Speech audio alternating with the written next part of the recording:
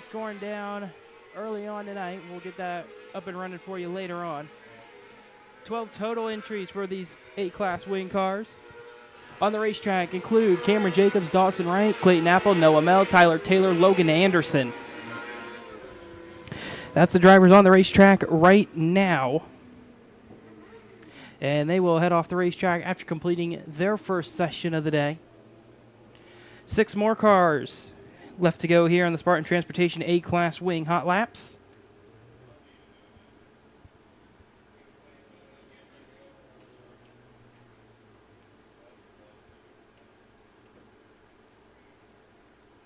Wait on race control to make sure my race pass is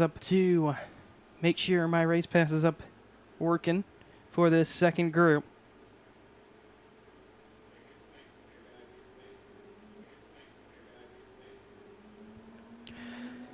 Leading them out on the racetrack, it's the 97D of Larry Drake from Terre Haute, Indiana.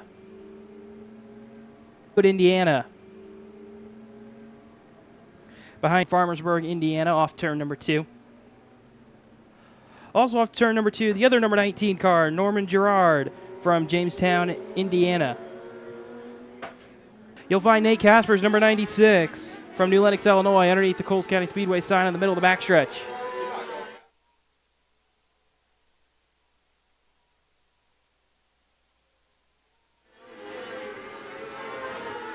White flag, 1 car into the infield, that's Nate Lennox.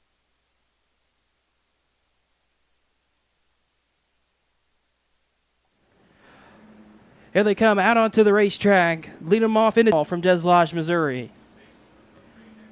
On the exit of turn number 2, you'll find the number 1Z of Xander LaRose from Festus, Missouri, in a new livery this week. Just passing him to the inside looks to be the number 49 of Grayson Graham from Bunker Hill, Illinois, as they come across to the green flag. Also out there, the D52 of Joe Bonowitz from Oakland, Illinois. And all over his back bumper, the 10M of Madison Meany from Terre Haute, Indiana. Other 2 cars that are in turn number 2, the number 15 of Casimir Brow from Salone, Iowa, and behind him, the 18 of Eli Newton from Farmersburg, Indiana. Checkered flag waving for the high caliber graphic junior sprints. First lap in the books for Grayson Graham. Goes quicker on lap number 2 at 12.56. See if anybody can go faster here across the line out of the second group. No, they cannot. And Grayson Graham takes quick time by almost 2/10 over the high caliber graphic junior sprint hot lap field. Xander LaRose second with a 12.738. Joe Bonowitz third.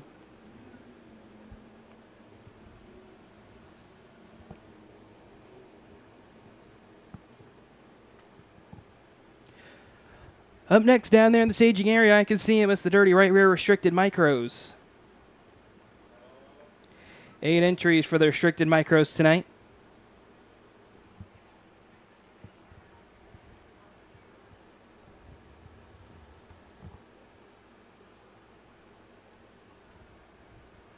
Waiting on the control to be given by race control up here in the scoring tower right next to us. Before these dirty right rear restricted micros can make their way out onto the racetrack.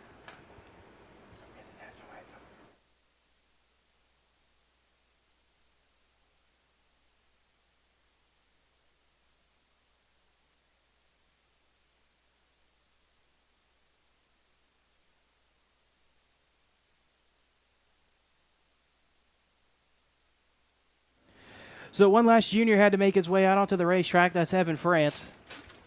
Don't believe this. It will be a timed lap for Evan France.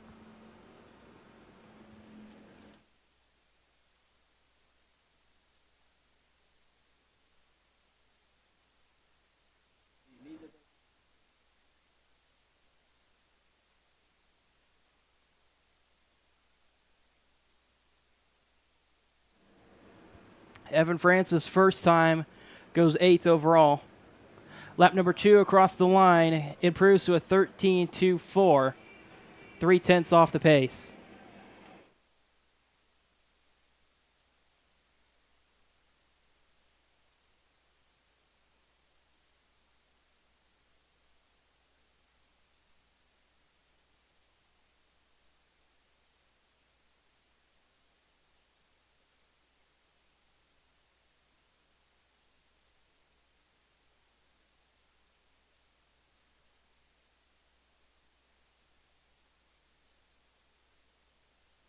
So now it'll be time for the dirty right rear restricted micros.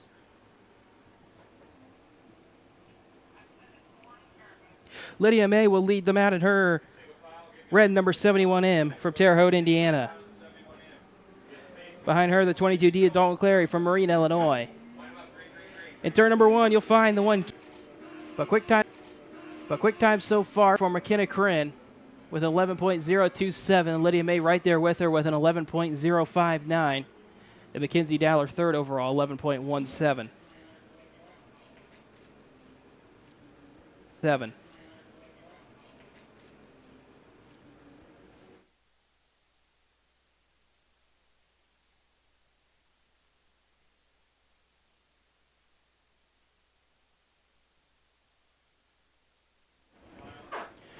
Second group of the dirty right rear restricted micros coming out onto the racetrack. They're led by the number 79H of Kinzer Halloway from Paris, Illinois. 14E Emerson Kisner from Lincoln, Illinois. Underneath the Lake line, the white, black, and orange number 49 of Grayson Graham from Bunker Hill, Illinois. He'll come to the green flag as the rest of them come to the white flag behind him. And see who's quick early on. Kinzer Halloway leads this group on lap number 1, but 5th overall. We'll see what Grayson Graham's car, see if the pace is underneath the hood of that one. He goes top of the charts, 11.021. Checkered flag waving for the first pack. Not finding any pace there. But the number 49, Grayson Graham, crossed the stripe into the 10-second range. 10.929 for Grayson Graham, and that's quick time for the dirty right rear restricted micros. McKenna Corinne second, Lydia May third overall. Second, Lydia May third overall.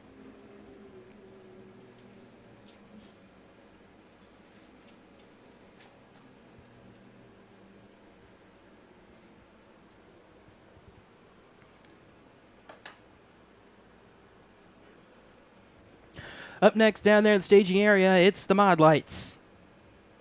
Only 3 of these Mod Lights making it out to the racetrack tonight.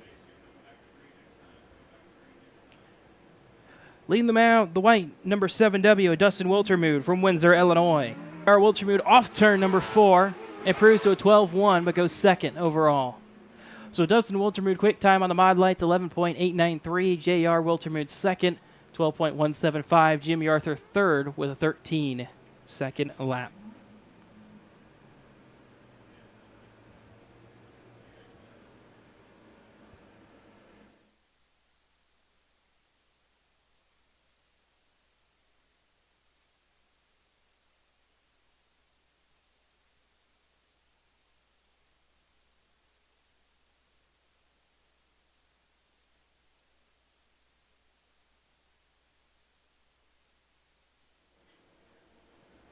Up next will be the Cleveland Grain Systems non-wing micros.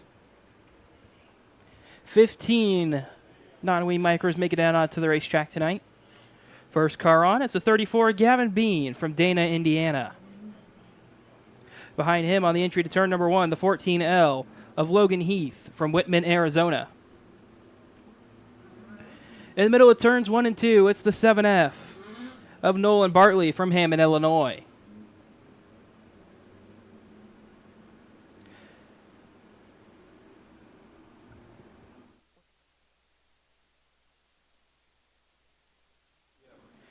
The 63 of Clayton Apple in turn number 3 as they come around looking for the green flag. Parker Bupps, number 51B, off turn number 4. He won't get the green. Neither will Wyatt Walters in the number 4. Looked like the green flag went to the 10M. That'd be Mackenzie Meany. Last car out on the racetrack, the number 19. Already took a lap earlier on the winged car. It's Norman Gerard from Jamestown, Indiana. White flag waving here on lap number 1. My race pass doesn't appear to be cooperating here. Gerard's car doesn't look too happy down on the bottom of the racetrack. Stacked up Bean behind him. Bean didn't get the laps he wanted in. Checkered flag falls for the Cleveland Grain non-wing micros. We won't have an idea of who was quick here early on. We'll have to see what session number 2 can do.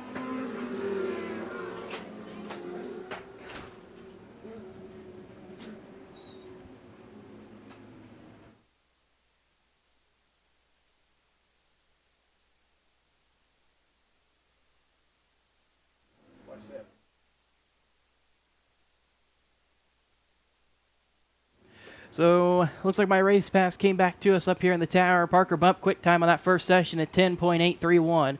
Clayton Apple right there with him in the 10.8 range. Same thing with Wyatt Walters and Logan Heath. Top 4 of the non-wing drivers in the 10.8 range. And it's a big fall off back to Nolan Bartley by 0.3 in 5th. Session number 2 making their way out onto the racetrack. They're being led out by, it looks like the 2X of Seth Buell from Charleston, Illinois.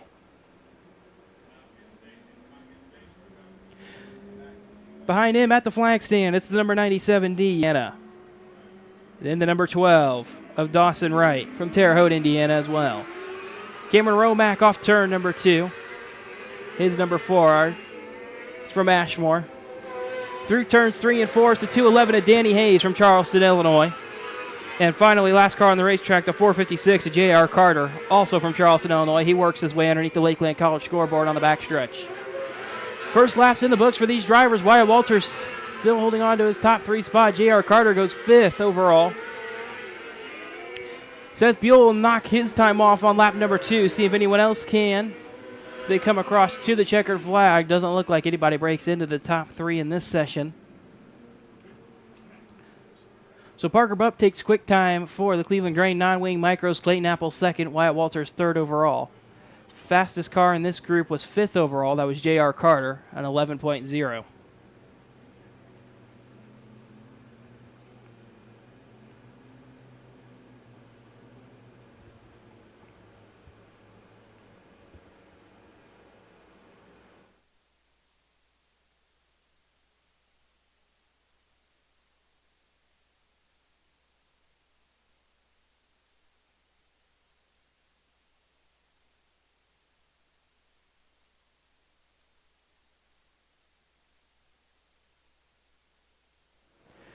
So up next, it's the Mayor Midgets. They're out onto the racetrack.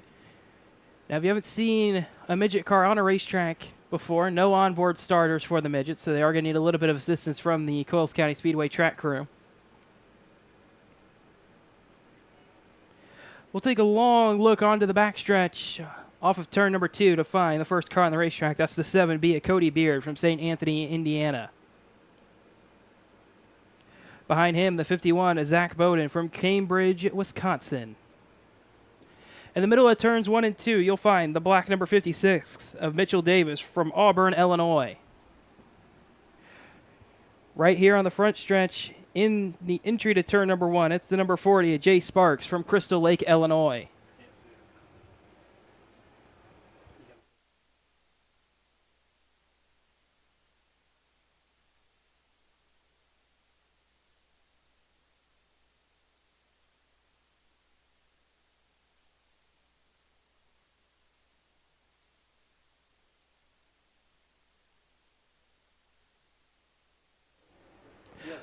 So apologies, I have the wrong number 7 on the backstretch. Cody Beard is right underneath the flag stand off into turn number 1.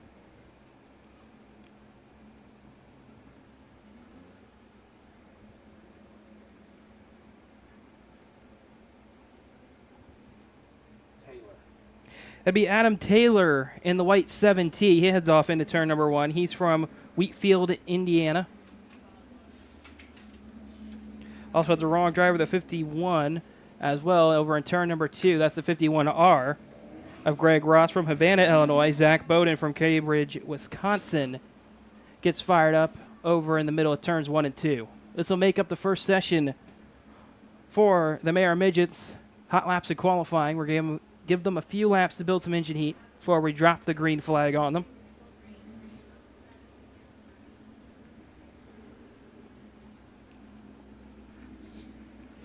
$14 total entries for the Midget Auto Racing Association tonight. They'll look for the green flag from our flagman, John Shipman, as he's going to wave them through, looking to see who's going to be the control car. It's looking like it's going to be the number 5X, Adam Taylor. He heads off into turn number 1. He's ripping the bottom of the racetrack. Somebody's blowing a ton of smoke. That's the 56. That'd be Mitchell Davis. A lot of white smoke from underneath the engine of that number 56 machine. Everybody mostly keeping it right around the bottom of the racetrack. Looks like Taylor having a little bit of problems trying to get his left front tire down on the ground. It's up in the air. He's locking it up, but he does throw down a pretty decent first lap. White flag waving here for the Mayor of Midget. Zach Bowden top of the charts with a 10.3. Mitchell Davis second. Jay Sparks third. Checkered flag waving. Big chunk of debris on the backstretch. Right on the entry to turn number 3 under the dirty right rear podcast sign. Drivers taking evasive action as they come to the checker flag. Have to see which car that is off of. That is a huge chunk of debris. But Zach Bowden quick time here early on. 10.372. Mitchell Davis second. Adam Taylor third. Davis with a 10.494. Taylor with a 10.641. That's the top 3.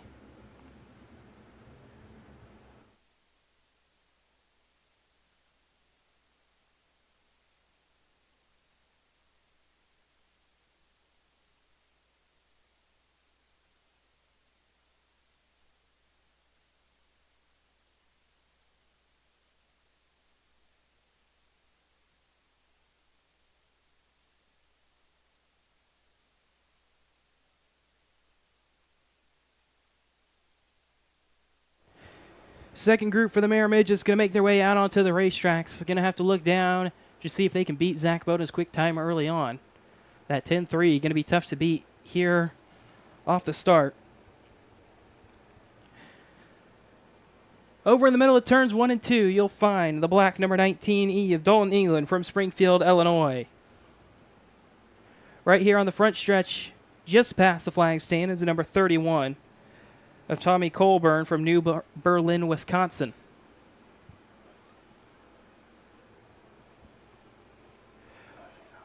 Over in turn number 2, it looks like it's the number 4K of Charles Kuntz from Springfield, Illinois.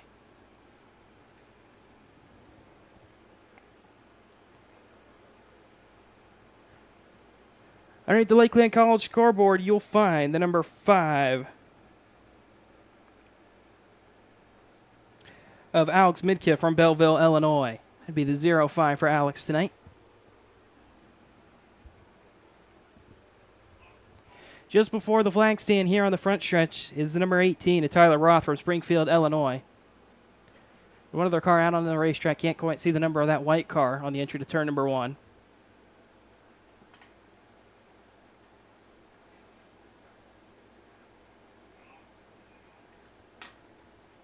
Process of elimination.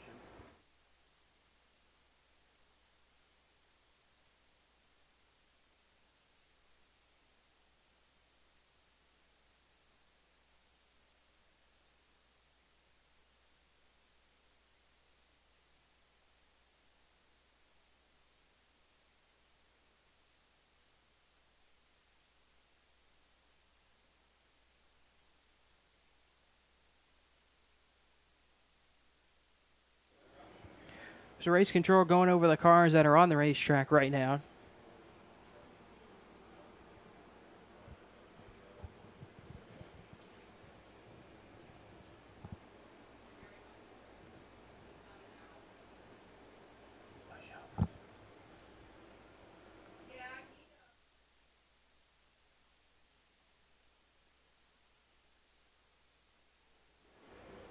Track crew got the command. They're going to push. Start group number 2 here of the Mayor Midgets qualifying.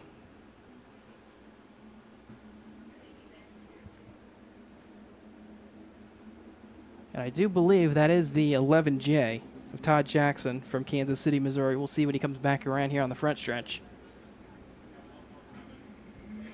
No, that'll be the 11K Mark McMahill from Peoria, Illinois.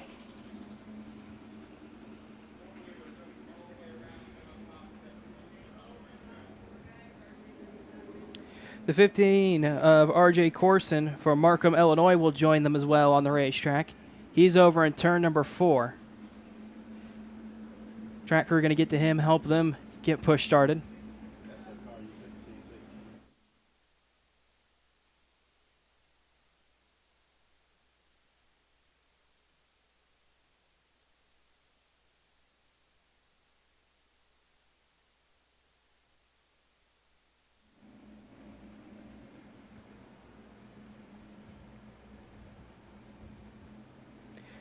So track crew are going to help Corson get fired, and then we should be giving him just a few laps. His car is up to temperature before we drop the green flag here on the second Mara Midget qualifying session. 6 cars have officially taken a time so far out of the 14 total entered.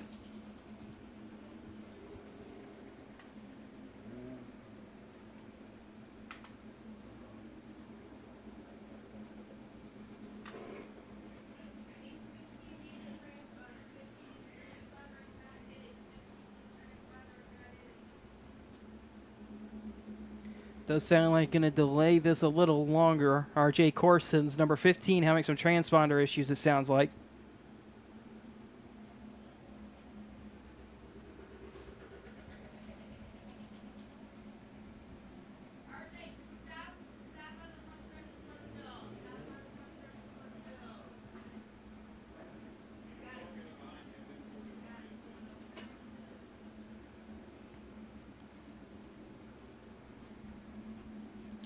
So Mara officials down there to RJ Corson's car.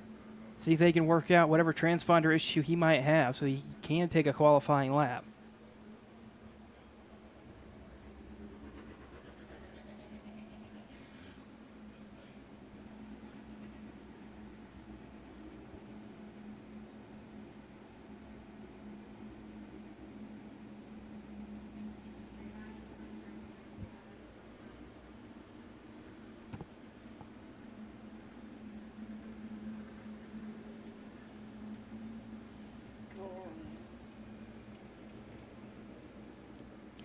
In the meantime, if you're here at the racetrack, make sure you go visit the Turn 4 Cafe located at the north end of the facility to get all the food and drinks you might need during tonight's racing events.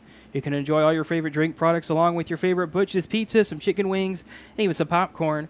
Make sure you visit the Turn 4 Cafe during the racing action every week for any food or drink you might need.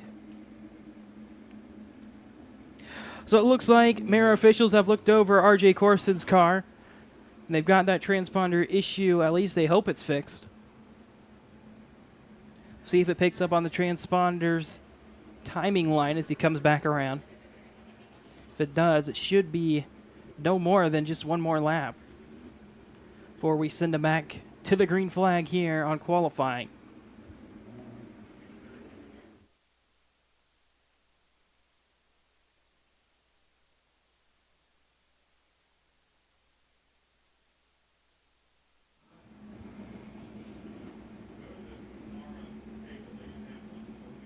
Yeah, sounds like the issue is not fixed for RJ Corson.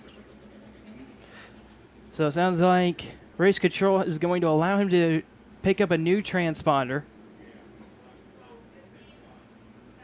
So they're going to bring Corson's car back to a stop once again here on the front stretch while they go retrieve a new transponder for RJ.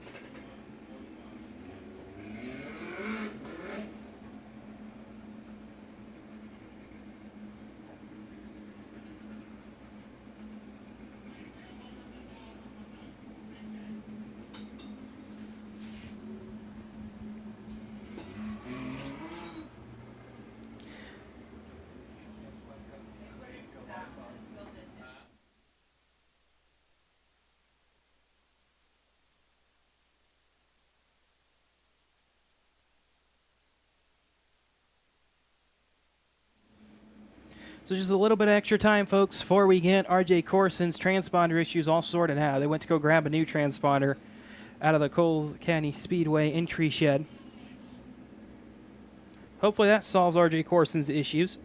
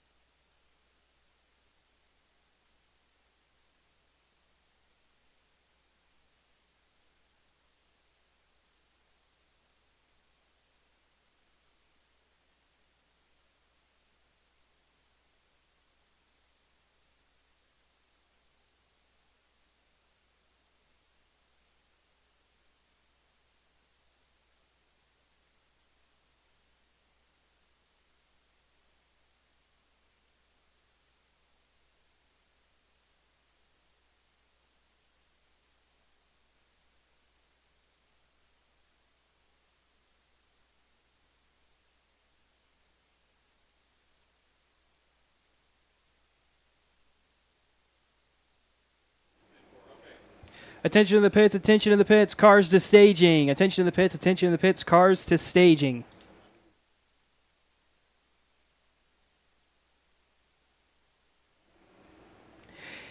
And attention to the fans here at the racetrack. We'd like to have you please rise and remove your hats for the playing of our national anthem.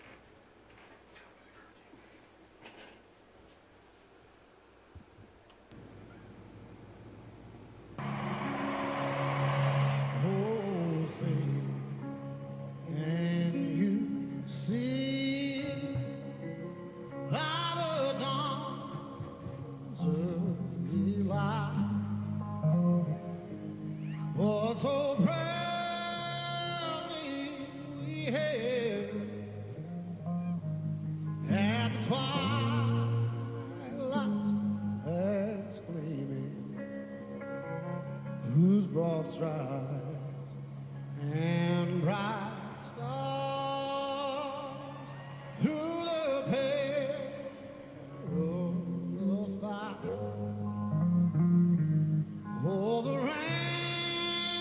ramparts we walked were so gallantly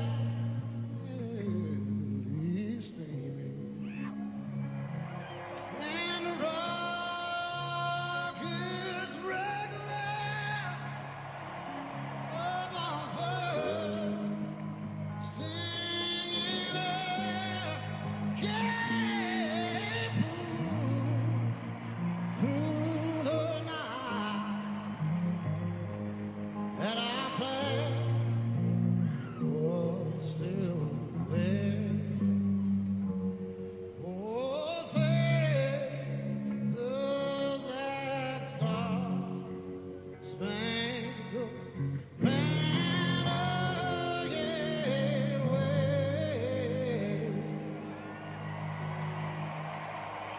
Oh, the land of the free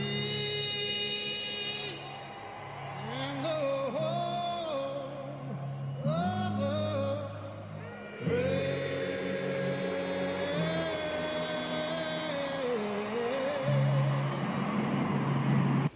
Thank you.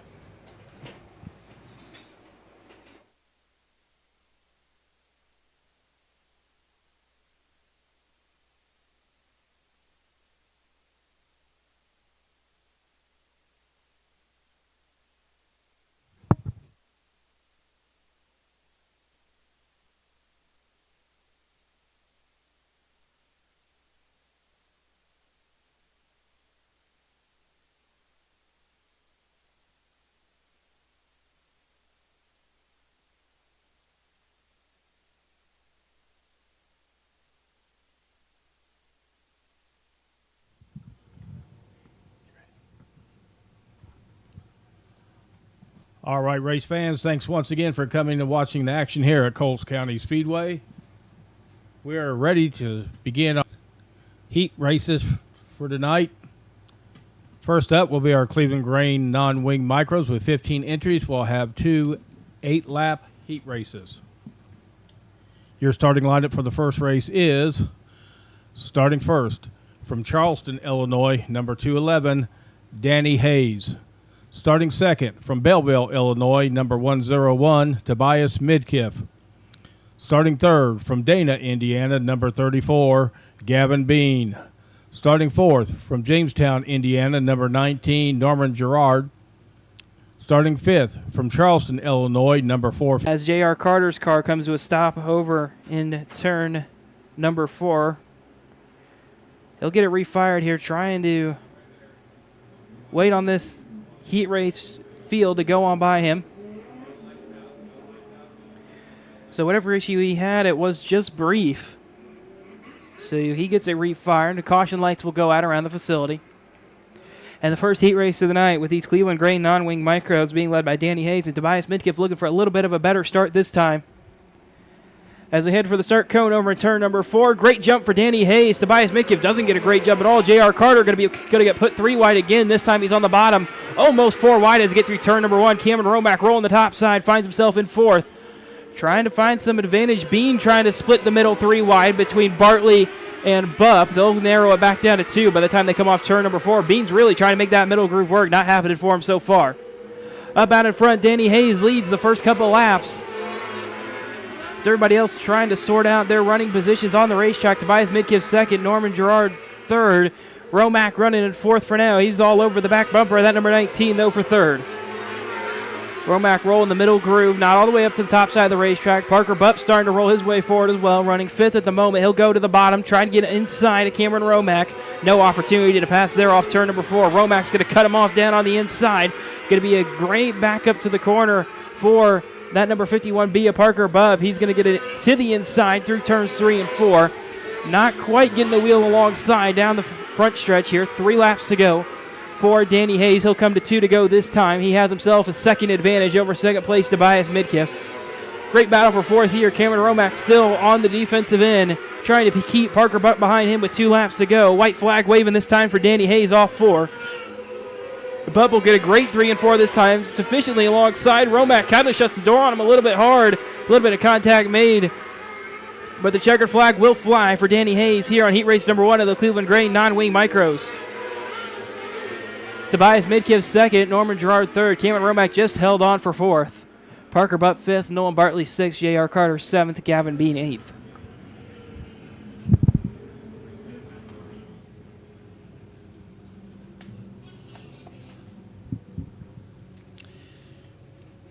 And up next will be our second and final heat race for the Cleveland Grain non-wing micros.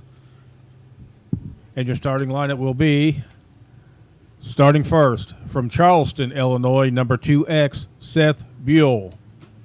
Starting second, from Ashmore, Illinois, number 4, Wyatt Walters.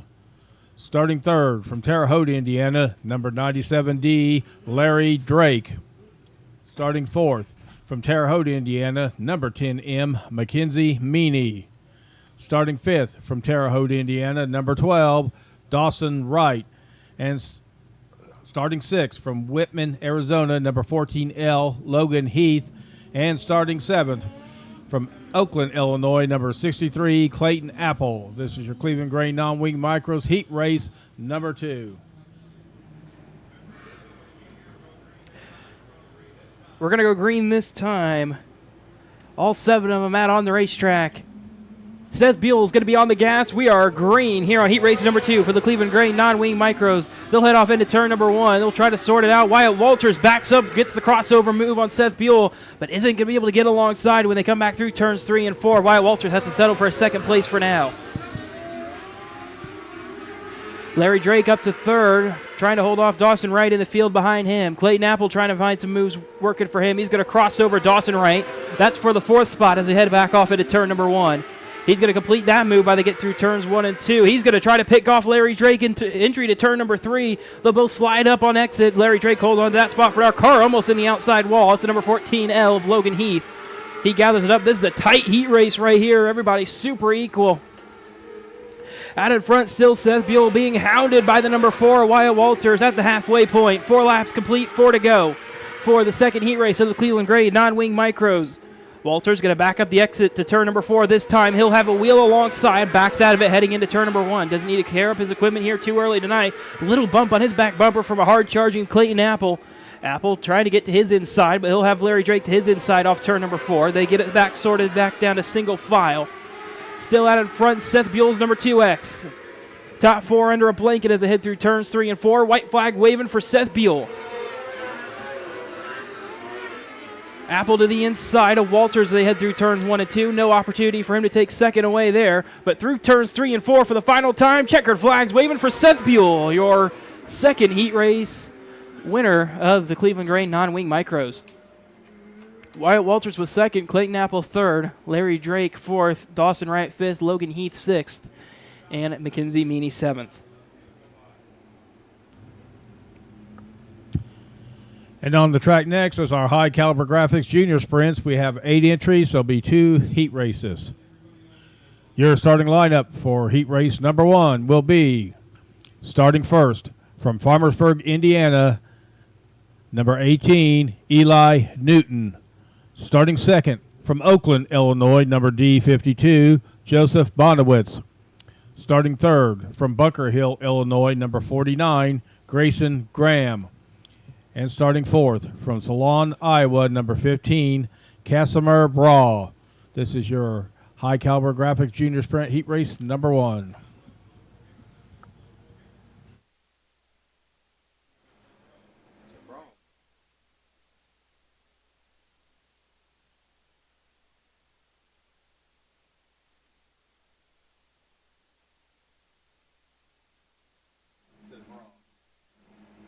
So caution lights out around the facility for Eli Newton and Joe Bonowitz as they head for the start cone over at turn number 4. They're at it. They're on the gas. We're green. Going to be a great jump there for Grayson Graham. He's going to send it 3 wide off into turn number 1. Everybody keeping it pretty clean. A little bit of contact, but no harm, no foul. Grayson Graham up to the lead from third off the initial start. The field behind him will sort it out single file. It'll be Eli Newton sliding into second. Joe Bonowitz third. Fourth, Casimir Brow. Eli Newton not going to allow that number 49 of Grayson Graham to get away from him that easily. Didn't have the jump he wanted off the initial start, but he's paced not really that far off the number 49 out in front of him. 2 laps complete here on the first heat race for the high caliber graphic junior sprints. And now Grayson Graham, he completes lap number 3, finding the pace into the 12.5 range here on lap number 3. He got already put up a half-second advantage over second place Eli Newton. Off turn 4, Newton sliding maybe a little bit too far on exit, but he's within a 10th lap time-wise. Same deal there for Joe Bonowitz in third. Top 3 pretty equal now as they get the halfway point under their belts for this high caliber graphic junior sprint heat race. Now 5 complete for Grayson Graham, 3 to go. And his black and silver number 49, he'll come to 2 to go this time. Brow did just set his fastest lap back and forth at 12.9. Same thing for Grayson Graham, picking up that pace into a low 12.5 now. He'll come to the white flag this time. Grayson Graham taking the white flag here on the high caliber graphic junior sprint heat race number 1. Pace starting to fall off for Eli Newton here in the closing laps, but Joe Bonowitz maybe a little bit too far back to try to challenge for second. Off turn number 4, Grayson Graham takes the win here on heat race number 1 for the high caliber graphic junior sprints. Grayson Graham the winner, Eli Newton second, Joe Bonowitz third, Casimir Brow fourth.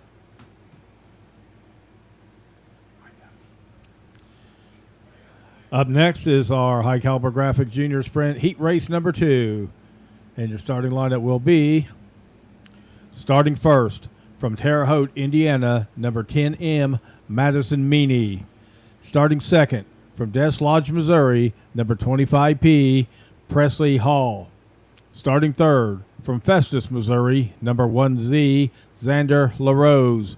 And starting fourth from Lovington, Illinois, number 22F, Evan France. This is our final heat race for the high caliber graphics junior sprints this evening.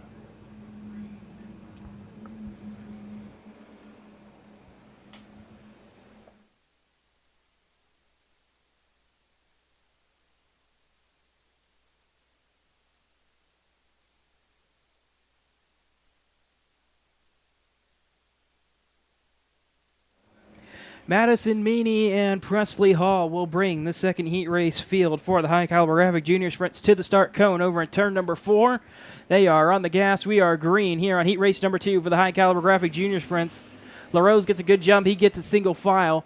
As Evan France is not getting the jump he wants there, the field will get single files. They go through turns 1 and 2. Madison Meany to the lead as they complete lap number 1. LaRose all over the back bumper. Rosario's 12 teammate Presley Hall trying to take that second spot away, but didn't have a good opportunity down there in turns 1 and 2. He'll back up that entry to turns 3 and 4, trying to slide that car maybe a little bit further than he wanted to right there on the exit. He's going to get a good run here right on the 25P's back bumper. Not a good opportunity, though, off the exit of the corner. He's going to get an even better opportunity, though, here on the middle of turns 3 and 4. Gets to the inside of Presley Hall. Has to back out of it by the time they get down to turns 1 and 2. LaRose's car just does not look like it has the top speed it typically has here at Coles County Speedway. And that's allowing Presley Hall to get away just a little bit. LaRose still trying to get to the inside of his teammate Presley Hall for second. Out in front, Madison Meany going to complete lap number 5. 3 to go. LaRose to the inside, down into turn number 1, backs out of it again. I don't think he's got the top speed in that number 1 Z to 9, unfortunately for him. 2 to go for Madison Meany. She's 1.5 seconds in front of this battle for second behind her. Presley Hall still holding on to second for now. A white flag waving for Madison Meany as she comes off turn number 4. LaRose going to try to the inside again here in turns 3 and 4. He throws it down there into the entry to turn number 1, and he's going to make a little bit of contact with Hall's left rear, gets sideways. He's going to fall back even further, but off turn 4, it's Madison Meany taking the heat race win here on the High Caliber Graphics Junior Sprints. So Madison Meany, the winner here on heat race number 2 for the High Caliber Graphic Junior Sprints. Presley Hall second, Xander LaRose third, Evan France fourth. And coming up next is our Dirty Right Rear Restricted Micros. We have a total of 8 entries. We'll have 2 heat races. Your starting lineup for heat race number 1 will be starting first from Lincoln, Illinois, number 14E, Emerson Kisner. Starting second from Marine, Illinois, number 22D, Dalton Clary. Starting third from Bunker Hill, Illinois, number 49, Grayson Graham. And starting fourth from Indianapolis, Indiana, number 31K, McKenna Crin. This is your Dirty Right Rear Restricted Micros heat race number 1 here at Coles County Speedway.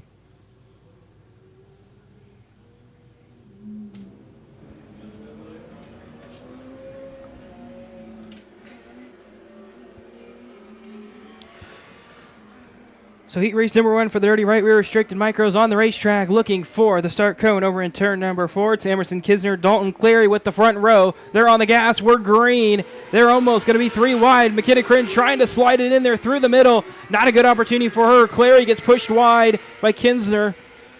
And Kisner looking like she's going to lead lap number 1. Crin's going to be all over the back bumper looking for the heat race lead. Grayson Graham right there with her. Through turns 1 and 2, Crin backs up the exit, gets to the inside and clear by the time they get into turn number 3. Graham trying to follow along right on the back bumper. McKenna Crin doesn't have an opportunity as Emerson Kisner shuts the door. Kisner holding on to that second spot for now, but Grayson Graham a little bit better of a top speed there on the exit of the backstretch. Kisner almost into the outside wall as they make contact off 4. Kisner will fall back to 4, trying that outside groove out, trying to get around Dalton Clary. No opportunity there. But at the halfway point, it's the 31K and McKenna Crin leading the way by almost 1.25 seconds over Grayson Graham in second. Dalton Clary third, Emerson Kisner fourth at the moment. Everybody running pace where they really are on the racetrack right now. McKenna Crin into the 10.8 range. 2 to go for McKenna Crin here on heat race number 1 of the Dirty Right Rear Restricted Micros. She's extending that lead even further. The only driver continuing to stay in that 10-second range. White flag waving for McKenna Crin as she heads off back into turn number 1 for the final time. Off turn 2, Graham finds himself into the 10.9 range with 2 to go, but the checkered flag will wave for McKenna Crin. McKenna Crin's going to take the heat race win here, the Dirty Right Rear Restricted Micros heat race. Grayson Graham second, Dalton Clary third, Emerson Kisner fourth, and it looks like one car may have dropped some sort of bar over there right in the middle of turns 1 and 2. It was on the last lap, so no caution needed for it.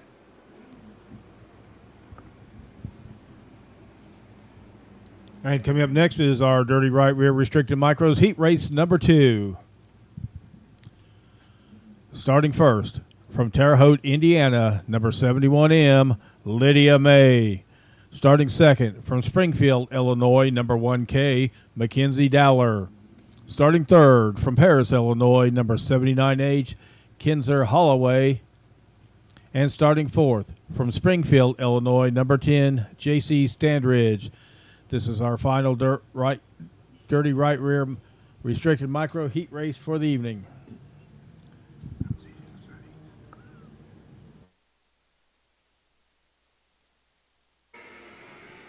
Kinzer Holloway still holding on to third now, pulling away from JC Stanridge as they come to 2 to go this time. Holloway's car maybe just a little bit better right on corner exit. Going to have a kind of a really bad entry to turn number 1 this time, but white flag waving off turn number 4 for Lydia May. She heads off into turn 1 for the final time. Through turns 3 and 4, it's the black and red number 71M of Lydia May taking the second Dirty Right Rear Restricted Micro Heat Race win. Lydia May, the winner here on heat race number 2 of the Dirty Right Rear Restricted Micros. Mackenzie Dialer second, Kinzer Holloway third, JC Stanridge fourth.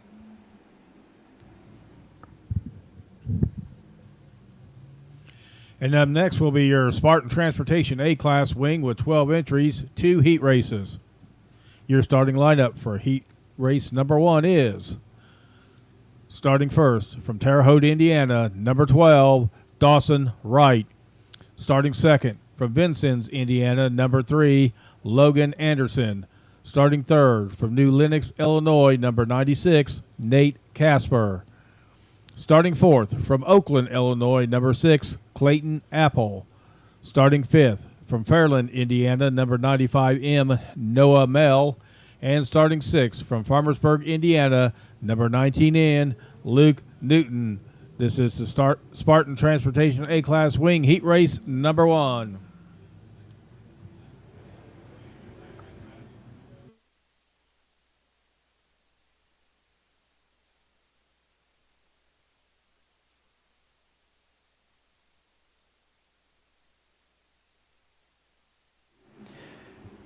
The first heat race for the Spartan Transportation A-Class Wings approaching the start cone. Dawson Wright on the gas. We're green.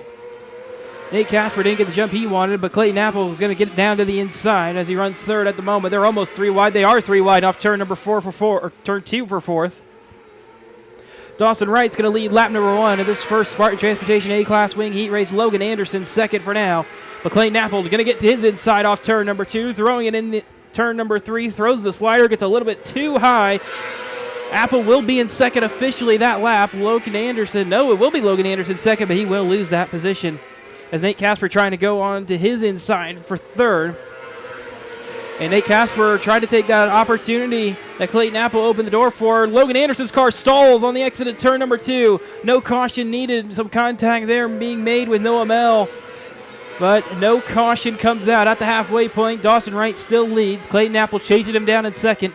Nate Casper third, Noah Mell fourth, and now Luke Newton fifth. Now with the field mostly spread out behind them, it's going to be this battle for the heat race win. Dawson Wright, Clayton Apple really starting to come together here. Clayton Apple all over the back bumper. 2 laps to go for this first heat race. So the Spartan Transportation A-Class wins. Clayton Apple makes some heavy contact with Dawson Wright. Almost goes upside down, head first into the catch fence. But he manages to bring it back down onto all 4 tires, and caution will come out.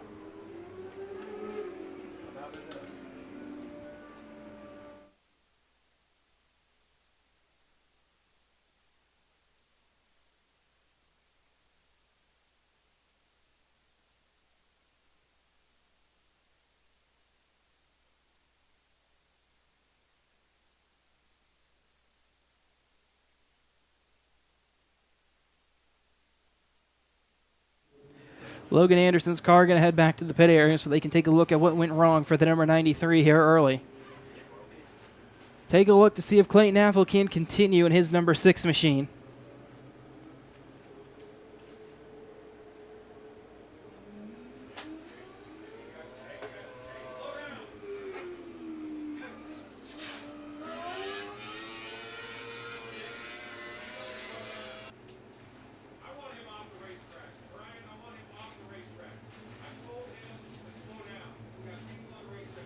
So the number 6, Clayton Apple, getting black flagged after being issued a warning to slow down there as he approached the safety vehicles in turn number 1. So off the racetrack, that number 6 will come. So Clayton Apple black flagged, and his heat race is going to come to an end here with 2 laps to go.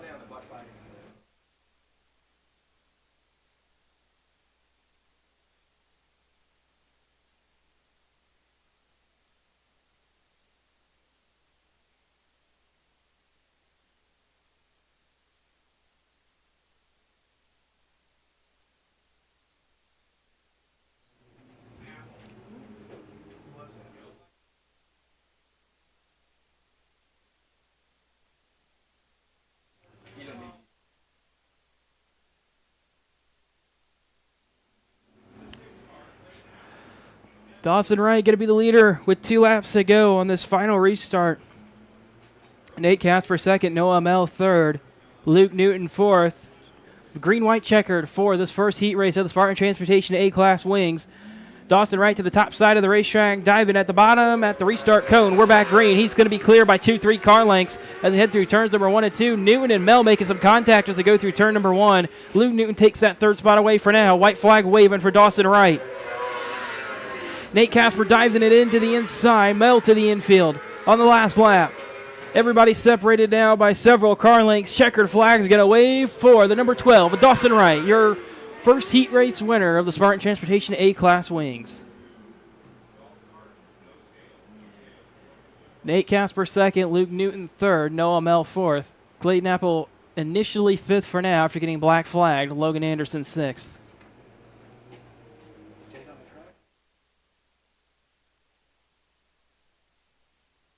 And coming up next will be our second and final heat race for our Spartan Transportation A-Class Wing.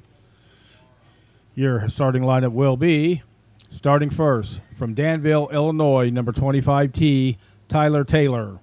Starting second, from Jamestown, Indiana, number 19, Norman Gerard. Starting third, from Terre Haute, Indiana, in the 97D will be Larry Drake. Starting fourth in Loami, Illinois, will be number 7D, Zach Daller. Starting fifth from Farmersburg, Indiana, number 20, James Newton. And starting sixth from Chatham, Illinois, number 55J, Cameron Jacobs. This is your Spartan Transportation A-Class Wing Heat Race number 2 here at Coles County Speedway.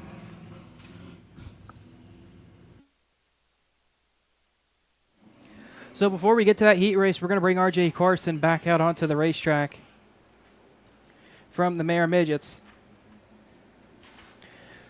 He made some changes, made some maintenance to that number 15 car, just taking a couple of quick install laps. Make sure everything's okay for his number 15 before his heat race later on.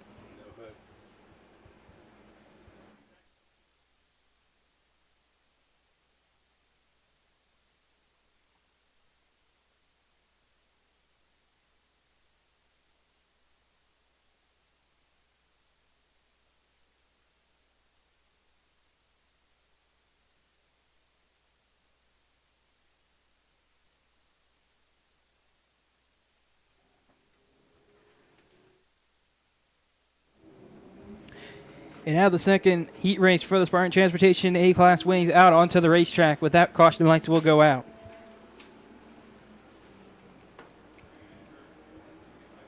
All 6 of them do make it out onto the racetrack for their 8-lap heat race. Tyler Taylor, Norman Gerard, the front row as they head for the start cone over in turn number 4. Taylor's on the gas. We're green here on heat race number 2. Larry Drake all over the back bumper. They may have actually been locked as they came down the front stretch. Larry Drake through to second. Newton sideways off turn number 2. They're 3 wide as they head back into turn number 3. Taylor looks like he may have hit a rut through turns 3 and 4. And now Larry Drake trying to find some momentum underneath that number 97D. He's all over the back bumper of Tyler Taylor as they head into turns number 3 and 4 as they complete lap number 2. Larry Drake still trying that inside groove out. Taylor powering around the outside. Finally going to get away from him up in front. And Tyler Taylor is going to get away with 3 laps complete. Larry Drake second, Norman Gerard third. Fourth going to be Zach Dowler. He's got Cameron Jacobs all over his back bumper trying to take that 4th spot away. Through turns 3 and 4, Jacobs didn't have a good opportunity there at the halfway point. Big run off turn number 2 for Jacobs. Not a good opportunity again into turn number 3. He does not get close enough to Dowler to have an opportunity. Up in front, still Tyler Taylor getting away from the field on this one. Larry Drake starting to come back to him, but I don't think he got enough time left in this heat race to get there. 2 to go for the second heat race of the Spartan Transportation A-Class Wings. White flag waving this time for Tyler Taylor. They head off into turn number 1 and 2. Larry Drake got that gap down to just half a second, but too little too late for Larry Drake as they come off turn number 4. Tyler Taylor is going to take the second heat race win in the Spartan Transportation A-Class Wing. Tyler Taylor the winner. Larry Drake second, Norman Gerard third, Zach Dowler fourth, Cameron Jacobs fifth, and James Newton sixth.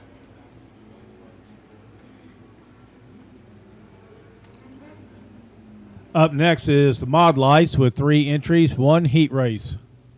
Your starting lineup for the Mod Lights will be starting first from Windsor, Illinois, number 93J, J.R. Wildermude. Starting second from Mitchell, Indiana, number 15, Jimmy Arthur. And starting third from Windsor, Illinois, number 7W, Dustin Wiltermude. This is your Mod Light heat race.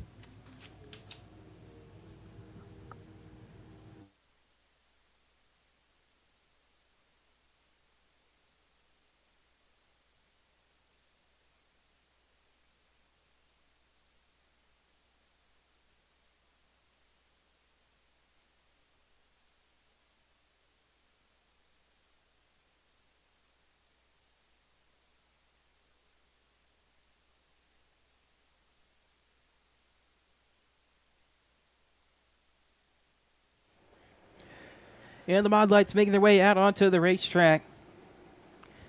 Dustin Wiltermude into a different car here for the heat race.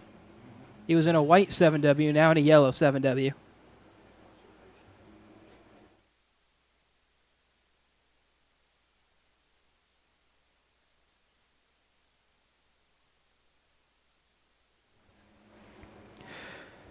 J.R. Wiltermude, Jimmy Arthur, and Dustin Wiltermude making up this Mod Light heat race. They're going to head for the start cone over in turn number 4. 8 laps to run on this one. They're on the gas. We're green on the Mod Light heat race. They'll get single file by the time they get into turn number 1. Wiltermude real sideways there up on the berm for the 7W. Dustin Wiltermude and the caution will come out. Didn't have any laps in that race car tonight. As this was, again, not one lap complete. We'll go back for a double file restart.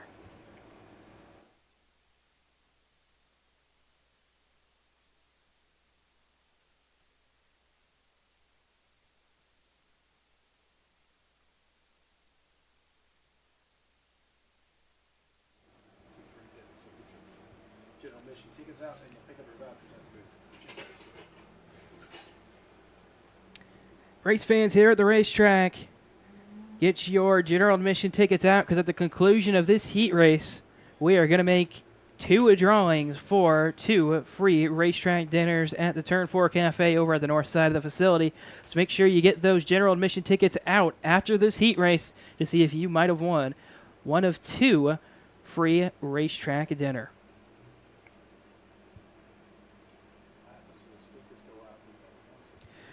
J.R. Wiltermude, Jimmy Arthur, Dustin Wiltermude stack it up once again with all 8 laps still to go on their Mod Light heat race. They're at the start cone. They're on the gas. We're back green on the Mod Light heat race into turn number 1. They get single file again. Sparks flying from underneath the 7W. Dustin Wiltermude. He gets it cleaner this time through turns 1 and 2. He's going to try to get to the outside of Jimmy Arthur as they head into turn number 3. Doesn't have the run he wanted quite there. He's going to have a really good turning race car there on the top side, though. Just cannot get the momentum he wants to get to the back bumper of Jimmy Arthur. Still running the top side for him. Arthur still running the middle. Now they're both back down to the bottom of the racetrack. J.R. Wiltermude getting away from them. Pretty equal on the lap times. They're all in the 12.3 range that last lap. 3 laps complete on this Mod Light heat race. Dustin Wiltermude back to the top side, trying to get around Jimmy Arthur. Just cannot get that run he wants. Off the high side of the racetrack, up by the Coles Cush. Now he's going to try to make it a little bit of a tighter entry into turn number 1. Still not the run he wants, just past the halfway point. 5 laps complete for the number 93J, J.R. Wiltermude. 3 to go on the Mod Light heat race. Jimmy Arthur still showing some excellent defense, keeping the number 7W, Dustin Wiltermude, behind him. 2 to go on the Mod Light heat race. J.R. Wiltermude still getting away from him. Now a second advantage for the 93J. White flag waving this time for the Mod Light heat race. J.R. Wiltermude into turn number 1 for the final time. He heads down the backstretch into turns 3 and 4. Off turn number 4, J.R. Wiltermude will see the checkered flag and he'll win the Mod Light heat race. Jimmy Arthur second, Dustin Wiltermude third. See who's getting their tickets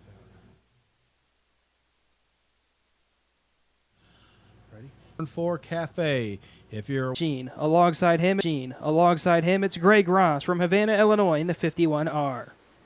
Cody Beard will line up third from St. Anthony, Indiana in the 7B. Alex Midkiff, St. Anthony, Indiana in the 7B. Alex Midkiff alongside him in the 05 from Belleville, Illinois. Starting in fifth will be Adam Taylor from Wheatfield, Indiana in the number 7T. And alongside him on the final row will be the number 56, Mitchell Davis from Auburn, Illinois in the sixth and final starting position. This is heat race number 1 for the Mara Midgets.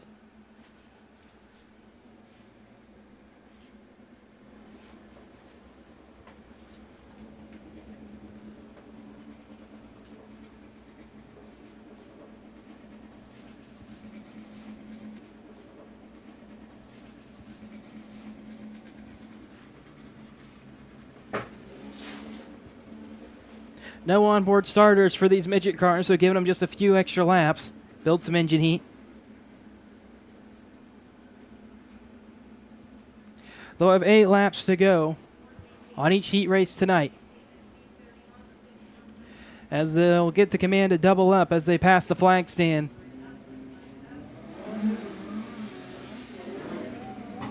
Tommy Colburn will find Greg Ross, his front row companion for heat race number 1 of the Mara Midgets. Underneath the Lakeland College scoreboard, they'll look for the 1-to-go signal this time. And attention in the pits, junior sprints, we need you to staging. Junior sprints, we need you to staging. 1-to-go signal given to Mara Midgets heat race number 1. Tommy Colburn, Greg Ross, Cody Beard, Alex Midkiff, Adam Taylor, Mitchell Davis, the lineup for heat race number 1 of the Mara Midgets. They'll head towards the start cone over in turn number 4. They're on the gas. We are green as they're going to be almost 3 wide off turn number 4. Alex Midkiff thinks better of it. But we will be 3 wide as they get into turn number 1. The 56 and Mitchell Davis trying that high side out. Alex Midkiff throws it in on the inside of Cody Beard, trying to take that third spot away. Beard backs out of it. Leading lap number 1, it's Tommy Colburn and Greg Ross second. Alex Midkiff going to pinch the 56 and Mitchell Davis out towards the outside wall. He'll take third away this lap. Mitchell Davis trying to dive it back down to the inside. Can't take away that third spot as they complete 2 laps here on heat race number 1. Alex Midkiff rolling that middle groove. A little bit better than the 51R of Greg Ross right now. He'll throw the slider as they head through turn number 1. But no opportunity for the 51R to defend. Greg Ross slides back into third. Alex Midkiff up to second now. He's just got the 31 of Tommy Colburn out in front of him. Slider thrown for Mitchell Davis, taking that third spot away. They're still side by side as they head into turn number 3. Davis on the inside, Ross on his inside. They'll be single file when they head back into turn number 1. Davis up to third. Alex Midkiff throws a huge slider right on the entry to turn number 3. Is he going to have the lead at the line? No, he doesn't. But he will take it away as they head back through turns 1 and 2. Alex Midkiff now on the point. Mitchell Davis coming along with him. White flag waving this time. Tommy Colburn going to have to maybe settle for a third here. He'll throw the slider through turn number 1. Contact made. Davis slides into third as they come through turns 3 and 4 for the final time. Alex Midkiff will take the win. More contact. Checkered flag waves. It's too close to call for the battle for third. Alex Midkiff, the winner here of heat race number 1 for the Mara Midgets. Goes from 4th to 1st. Car that finished second was Mitchell Davis. He went from 6th to 2nd. Tommy Colburn 3rd, Greg Ross 4th, Adam Taylor 5th, and Cody Beard in 6th.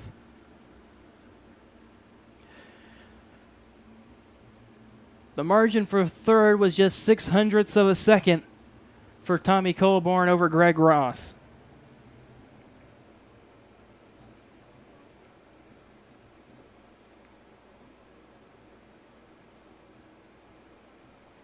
Seven cars going to make up heat race number 2 for the Mara Midgets. They'll get pushed onto the racetrack, and we'll get you the starting lineup.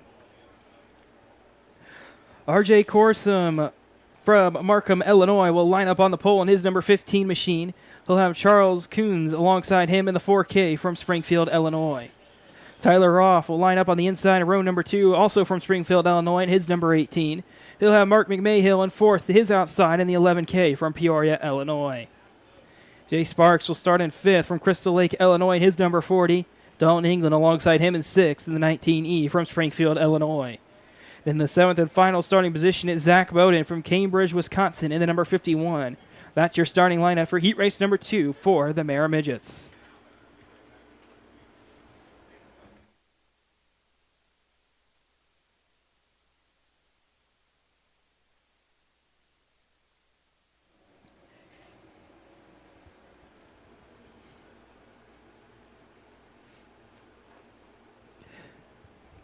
Now race control will wait to give them the command for the push start for heat race number 2 for the Mara Midgets. And with that, command has been given from race control. Coles County Speedway safety crew going to get underway with the push start.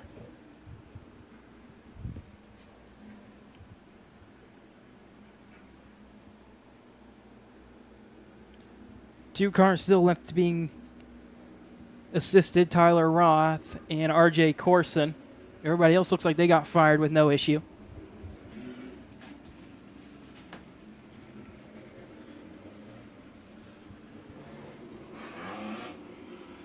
And it looks like everybody has no issues getting fired up, so it looks like all 7 will continue and will make the start of this heat race.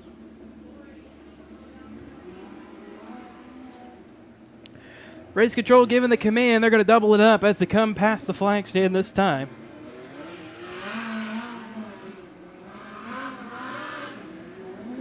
RJ Corson going to wait on the field to catch up to him as he's over in turn number 1 with control of this field.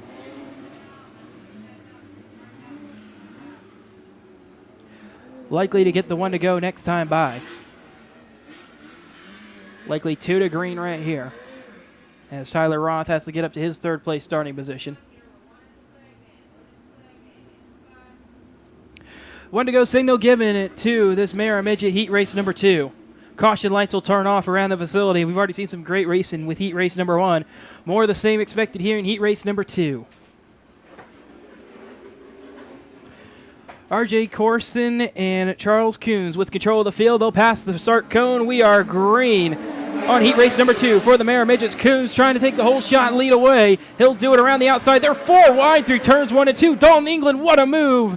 He'll go up to 3rd. He's going to look for 2nd right away, and RJ Corson off 4. He will take it away as they head back into turn number 1. Everybody trying to find their spot so far. Dalton England's car has so much pace in it, and he is finding his way forward. He started 6th. He's up to 2nd at the end of lap number 2. Great battle for 3rd going on behind him. Everybody trying to find some momentum going for them. The 11K of Mark McMahill will go through past the number 15 of RJ Corson. Corson just does not have the pace he wanted underneath the hood of that number 15.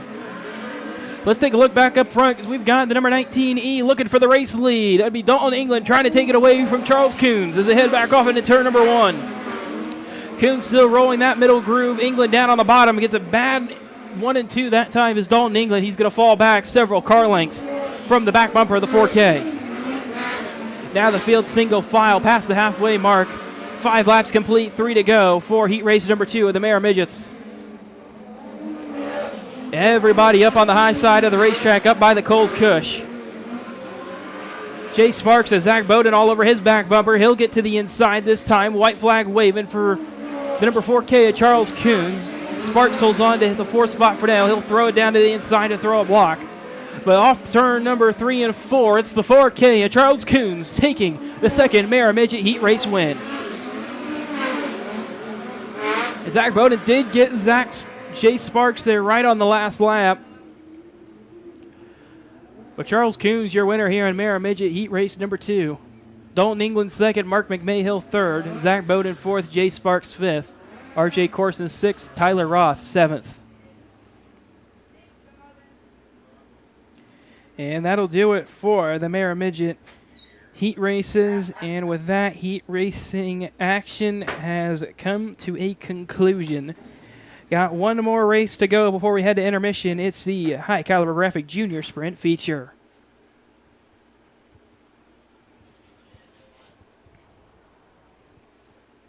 On the pole for the High Caliber Graphic Junior Sprints feature, 15 laps for the Junior Sprints tonight.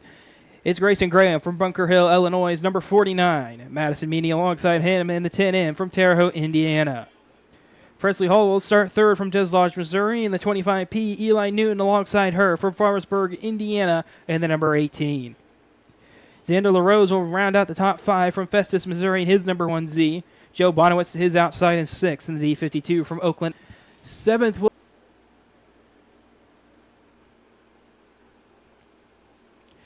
and the track crew will meet to discuss what they're seeing out on the racetrack over in turn number 3 now.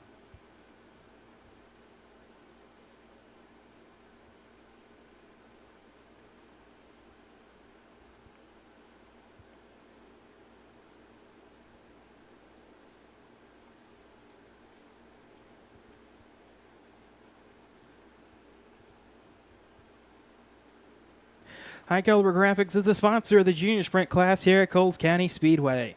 High Caliber Graphics specializes in motorsport designs and services throughout the Midwest region. High Caliber Graphics provides the trophy scene and victory lanes at Coles County Speedway during special events. Drivers and teams who need high-quality wraps for their race cars should check out High Caliber Graphics by following their Facebook page.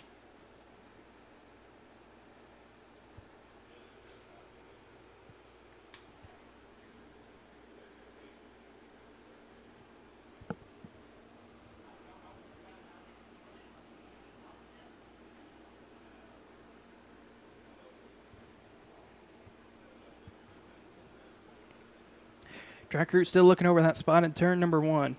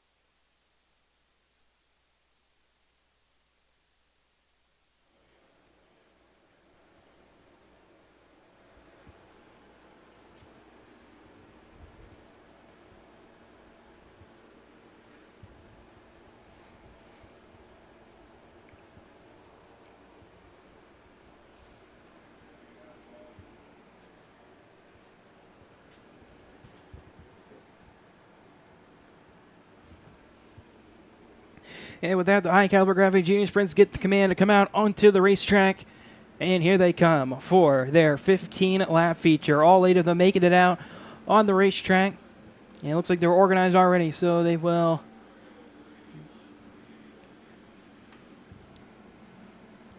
get the one-to-go signal this time by. Just wait on that command from race control. It'll be Grayson Graham and Madison Meany with control of this field. They will go around one more time, 1 to green. Call was a little late for race control, so they sent them around one more time. Here of the High Caliber Graphic Junior Sprint feature, it's Grayson Graham, Madison Meany control the field as they head towards the start cone. They are on it. We are green on the High Caliber Graphic Junior Sprint feature. Meany getting a great jump there, trying to power around the outside, has some help from Newton. They kind of bump drafted all the way down the front stretch. Grayson Graham going to hold on to that lead as they head off into turn number 3 and 4. Meany trying to get around Newton. She just about does as Grayson Graham leads lap number 1. Meany tries to dive it into the inside, maybe a little bit too much. Joe Bonowitz goes through for 3rd as Newton gets 2 sideways there in the middle of turns 1 and 2. He'll drop back to 5th.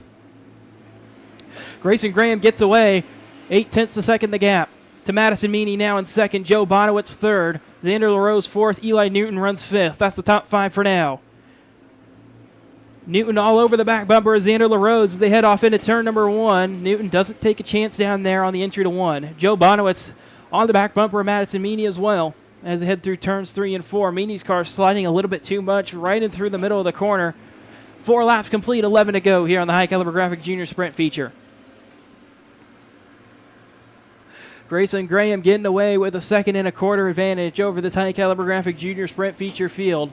Expands that out to 1.5 seconds that last time by. This Junior Sprint feature field still single file as they come back through turns 3 and 4. Meany now starting to pull away from Bonowitz just a little bit, about a tenth a lap. Behind her, though, that battle's still ongoing between LaRose and Newton. Their lap times equal. Newton going to try to get to the inside of LaRose, off 4 this time. He's there. He is alongside. He's got a wheel alongside. He's got the whole car alongside. Contact made as LaRose don't think he knew he was there. And now Eli Newton going to fall back a little bit halfway for Grayson Graham in the lead of this High Caliber Graphics Junior Sprint feature. At this point, the High Caliber Graphic Junior Sprint feature field going to need a caution if they want to beat Grayson Graham in this one.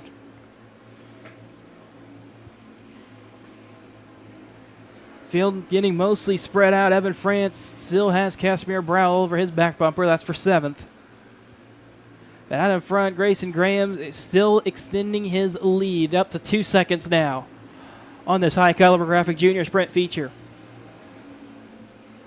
Coming to 4 to go this time is the number 49 machine of Grayson Graham.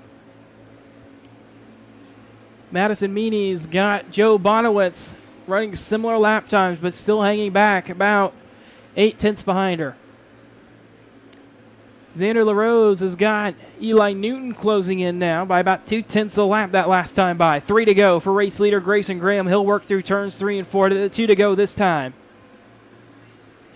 Eli Newton going to look to the inside, off turn number 4 this time. Not a good opportunity. Didn't get the run he wanted. He'll keep it single file. Might be waiting for that last lap. White flag waving for Grayson Graham. He'll head off into turn number 1 for the final time. And his black and silver number 49. Lap traffic not a factor in this one tonight.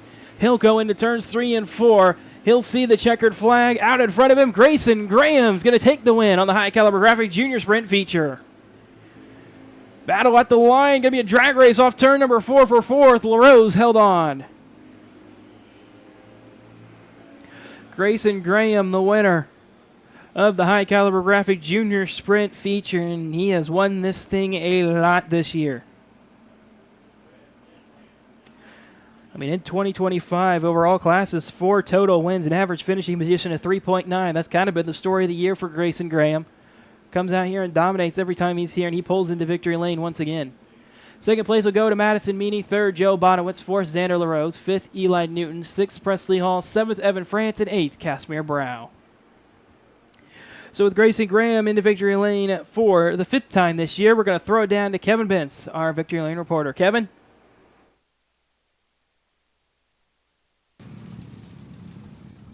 Thank you, Casey. We're down here in Victory Lane, waiting for Grayson Graham to get out of his car.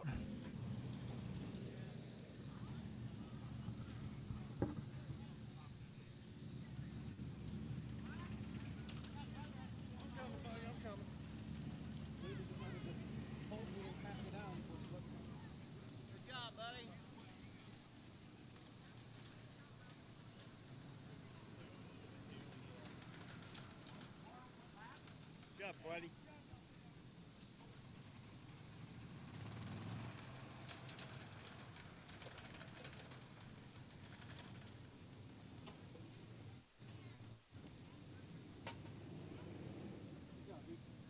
All right, folks, a big round of applause to your High Caliber Graphics Junior Sprint feature winner tonight, Grayson Graham from Bunker Hill, Illinois.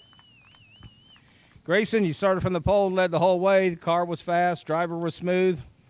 How was it from your view? It was great. We had to put this brand new wing together. Last week we got flips. The wing didn't get here until Friday, so we had to put that together today. It was hard, sweat, blood, and concentration. Wrap it up. All right, good. You got anybody you want to thank, sponsors? Storm Chassis, my dad, my papa, my mom, my 2 sisters, and my mom. Thank you. All right, everybody, let's put our hands together again one more time for Grayson Graham, your High Caliber Graphic Junior Sprint feature winner here at Coles County Speedway.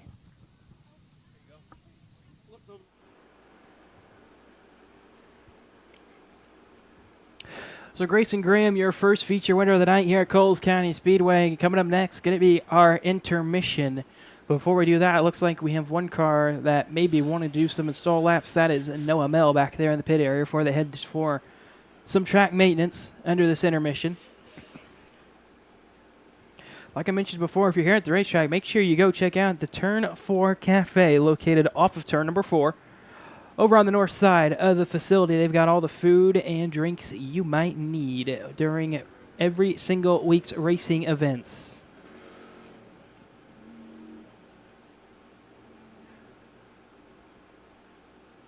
And of course, if you're ever unsure of tonight's running order, if you're here at the racetrack, you can always find the weekly schedule of events by scanning the yellow QR code that can be found around the facility. The link is updated weekly, so you'll always know the running order of the oldest micro sprint track in the nation.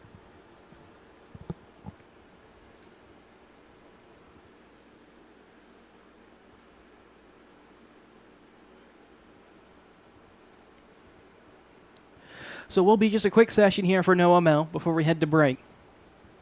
His number 95 in will come out. He will get one singular install lap. He gets up to pace as he heads off into turn number 1 on the bottom of the racetrack.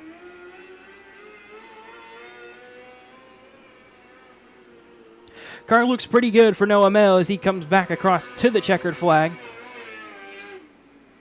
He'll stand on the brakes as he comes through turn number 2, and he'll head back to the pit area.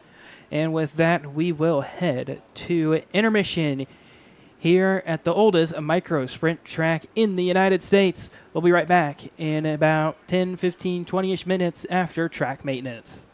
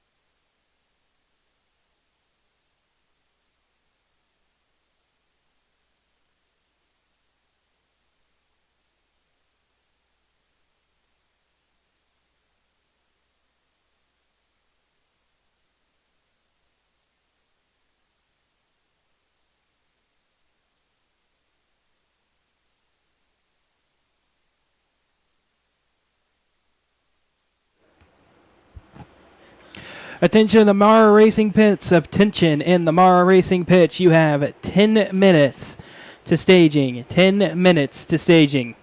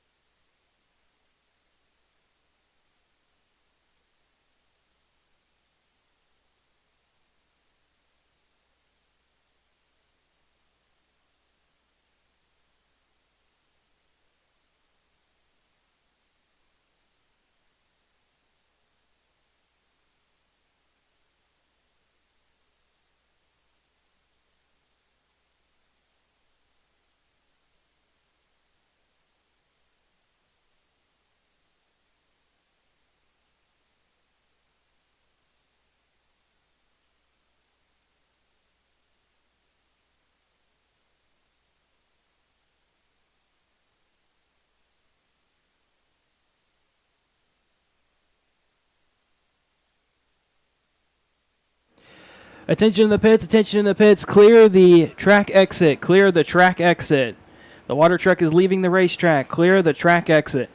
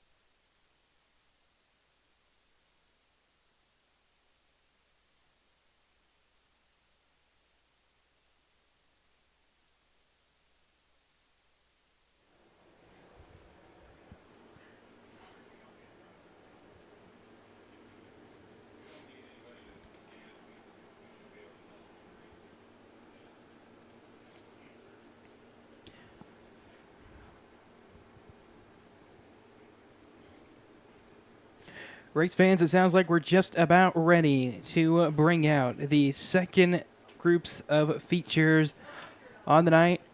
Earlier tonight, the junior sprint feature already complete. Grayson Graham, the winner in that one. Coming up next, going to be the Mara Midgets 25-lap main event.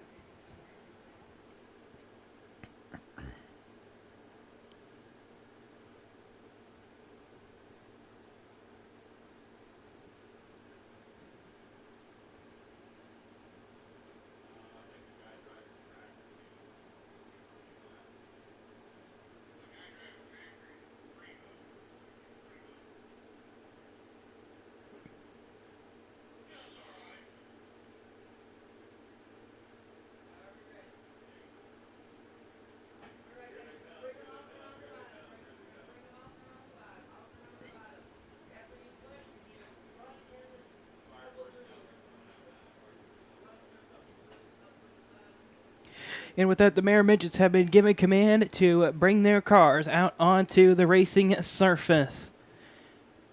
And so all 13 of the Mara Midget entries tonight out onto the racetrack.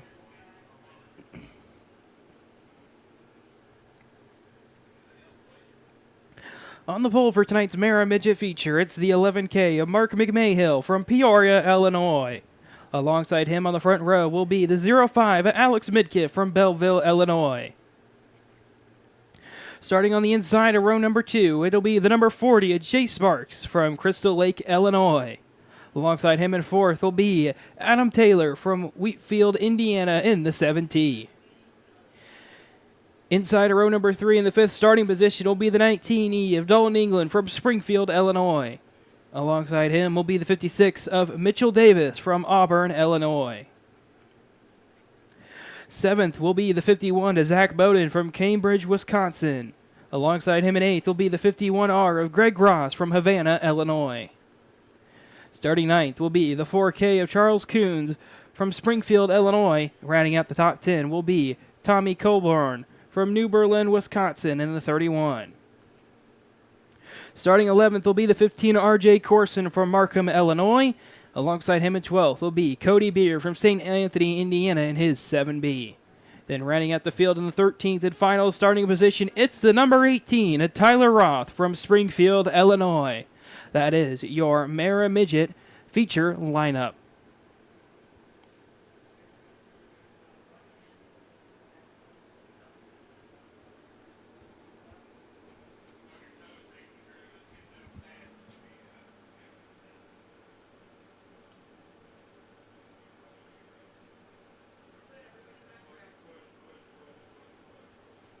Command has been given from race control. We are go for push. Within the Coles County Speedway track crew going to start pushing drivers to get them all started up. And after that, just going to be a few laps of pacing so they can build some engine heat before we drop the green on their feature.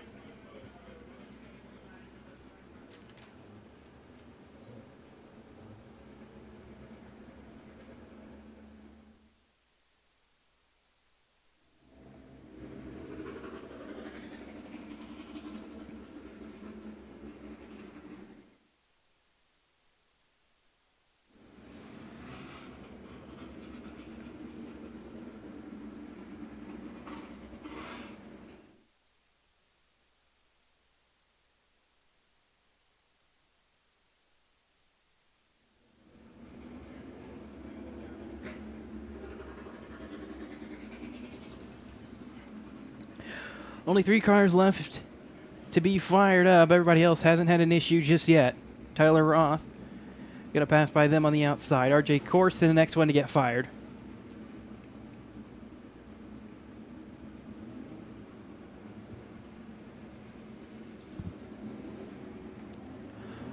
R.J. Corson's car still yet to fire over in turn number 4 now.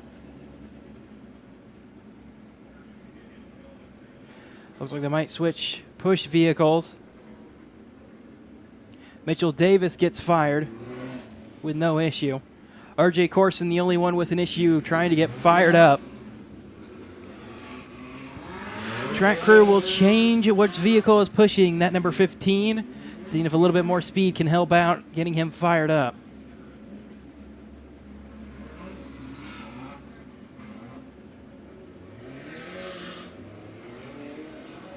Corson's car still yet to get fired, and it will as he heads through turn number 2.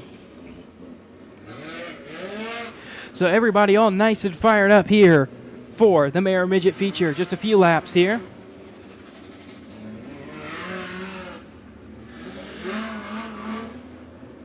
And with that command has been issued, they're going to double it up as they come past the flag stand. Everybody's going to look for the 11K of Mark McMahill and the 05 of Alex Midkiff. Midkiff is off into turn number 1. Looking for McMahill. He's over in turn number 4. Everybody's going to get it on past the flag stand. Mark McMahill will pull down to the inside lane as he heads off into turn number 1. Alex Midkiff will pull up alongside him as that will be the front row for this Mara Midget feature.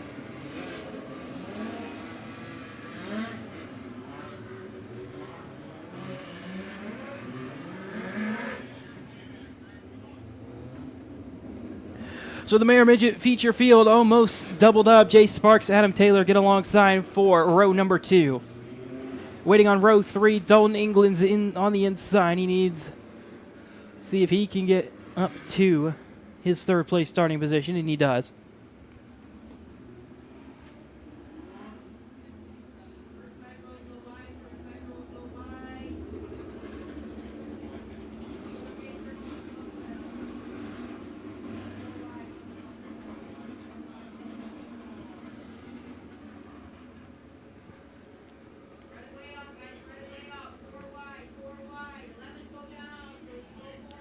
Race fans, as the Mayor Midget feature field will come 4 wide across the front stretch. It's a salute to you, race fans, for making it out here to the racetrack tonight. And they're ready to give you an amazing show as they've done all year long, and they will continue to do so as the racing action continues. With that, the field will spread it back out as they get back down to double file.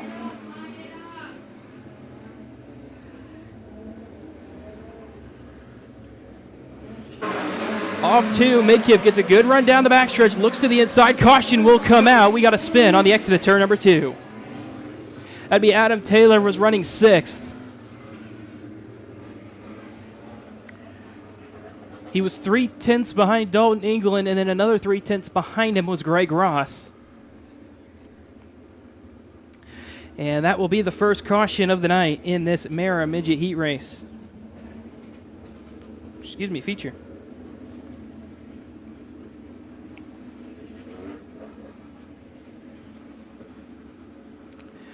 So track crew will help Adam Taylor get refired there over in turn number 2.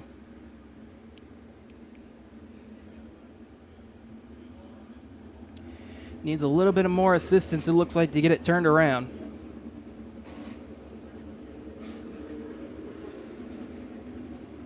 Mark McMahill will bring control of the field for the Mara Midget first restart.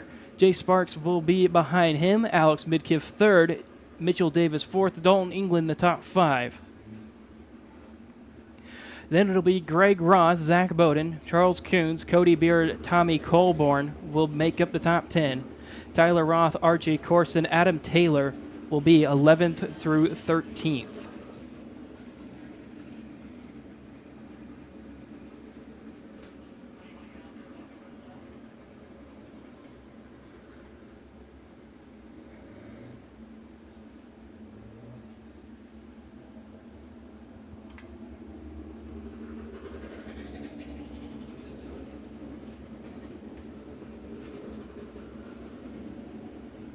Track crew still helping the number 17, Adam Taylor, get turned around over in turn number 2.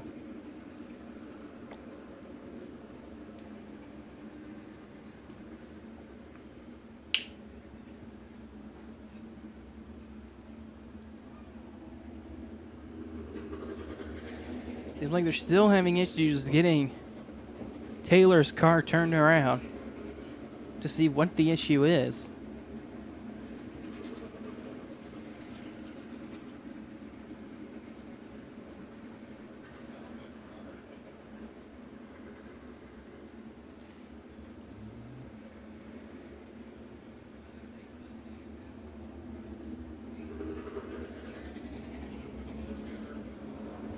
Track crew looking over something on the right rear of Adam Taylor's car. Something mechanically may have broke, which would have brought out this caution.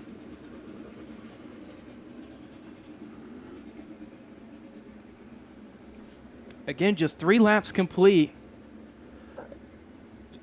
of this 25-lap feature for the Mare Midgets.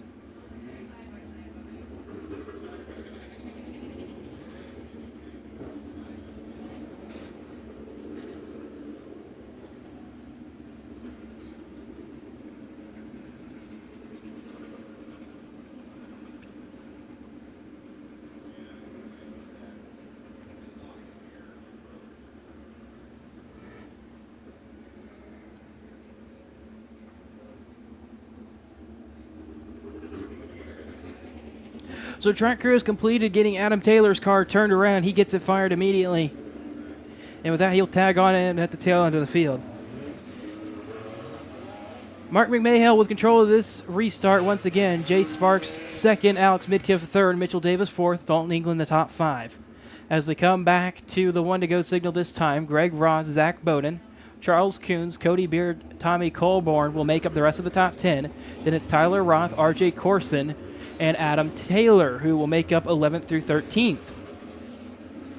Caution lights out around the facility as Mark McMahill will approach the restart cone over in turn number 4 in his number 11K. Looking to get this Mare Midget feature back underway with 22 laps to go. He's on the gas. We're back green. McMahill will head off into turn number 1 with about a car length and a half advantage.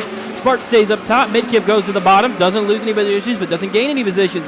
Here comes a big slider from Mitchell Davis. He throws it down there on the entry to turn number 3. No, does not take the third spot away from Alex Midkiff. Trouble for Jay Sparks. He goes sideways over in the entry to turn number 1. Tries to gather it up all the way through and ends up stuck on the berm backwards in turn number 2. So Midkiff, since we do go back 1 lap, Midkiff will hold on to his second position. But Jay Sparks was running second, and that is going to be a long way to go these next 21 laps. See if he can find his way back forward. So track crew will help that car get unstuck from the berm. In the meantime, Mark McMahill with control of yet another restart after the second caution of this Mare Midget feature. Alex Midkiff will line up in second. Third will be Mitchell Davis. Fourth, Dalton England. Fifth will be Greg Ross.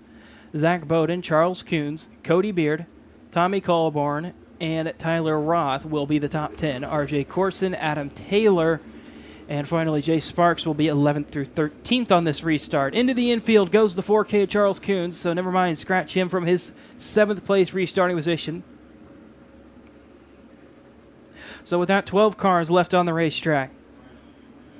That'll put R.J. Corson inside the top 10 for this next restart. Jay Sparks will tag back in up on the tail end of this Mare Midget feature field.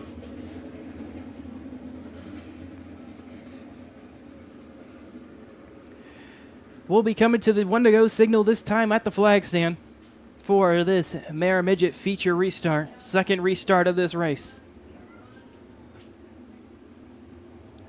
Mark McMahill again with control of this restart. Alex Midkiff behind him, then Mitchell Davis, Dalton England, Greg Ross, the top 5 as the caution lights go out around the facility. Mark McMahill looking to go towards the top side of the racetrack as he enters turn number 3 at the restart cone. He's going to wait on it. He's going to dive at it, and we are back green on the Mare Midget feature into turn number 1. Better start for Alex Midkiff this time. He's there within a car length as he exits turn number 2, but he falls back a little bit down the back straightaway. Still out in front as he completes lap number 1 back under green. It's Mark McMahill with control of this field. He's clear by about a car length over second place Alex Midkiff. Those front 2, they're pulling away from Mitchell Davis behind him. Dalton England looking, smelling blood in the water for that third position. See if he can take it away here shortly. Cody Beard fighting his way forward here relatively quickly, trying to find his pace underneath that number 7B machine. 7 laps complete, 18 to go on the Mare Midget feature. Still Mark McMahill up in front. Alex Midkiff right there with him, just 3/10 the separation. They're 3 wide through turns 3 and 4, further back in the pack. Mitchell Davis starting to run down the front two now as Alex Midkiff's car starting to fall off just a little bit. The gap almost extended out to half a second.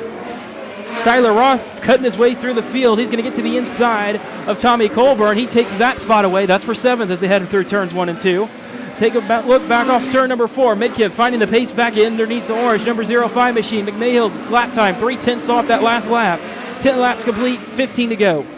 Caution comes out. We got a tangle over in turn number 2. 3-car incident. And the third caution of this Mara Midget feature, it has come out.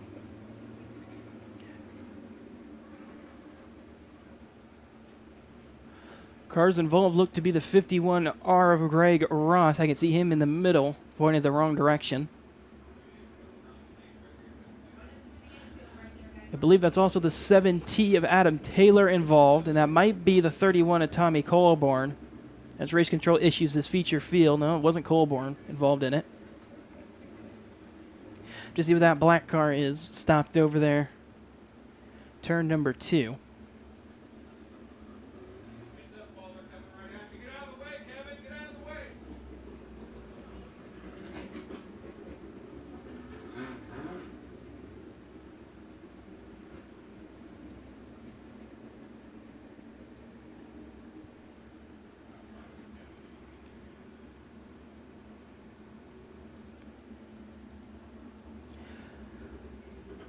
So safety officials still working on getting this mess cleaned up over there in turn number 2. In the meantime, this feature field continuing to cut through the infield.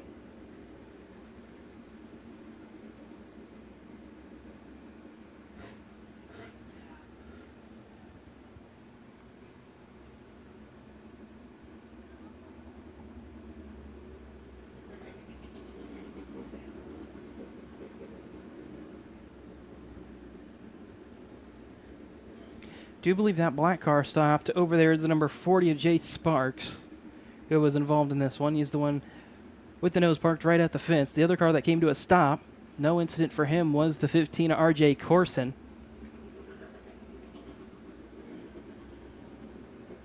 Only one car out of this feature, but after this third caution of the race, we're going to have more out. The only car out of this race with a mechanical issue was Charles Coons. Exited the race at the end of lap number 4.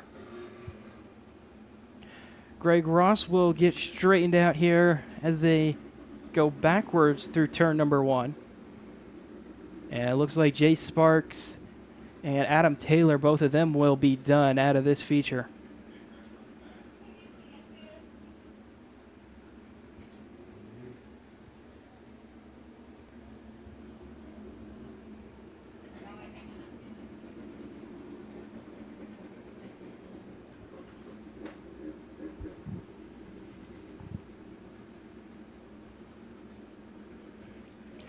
So after this incident, 3 cars are going to be out of the race, it looks like. Maybe 4. As track officials did pull the number 51R of Greg Ross into the infield.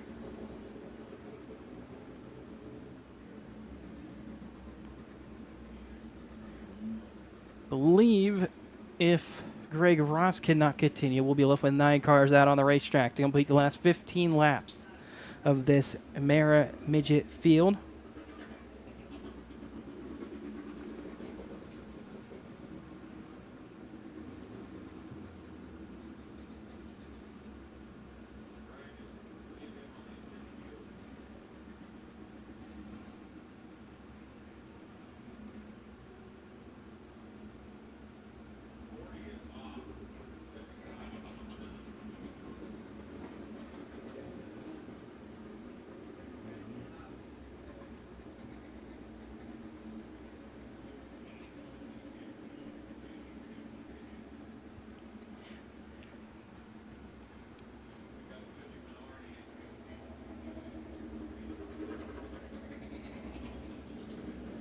If you're at the racetrack, the Turn 4 Kids Club is one of the great ways to get your kids involved with the Speedway every week. Kids who join the Turn 4 Kids Club will get free admission all season, a free bag of popcorn or popsicle each week, along with it is that the Turn 4 Kids Club is completely free to join.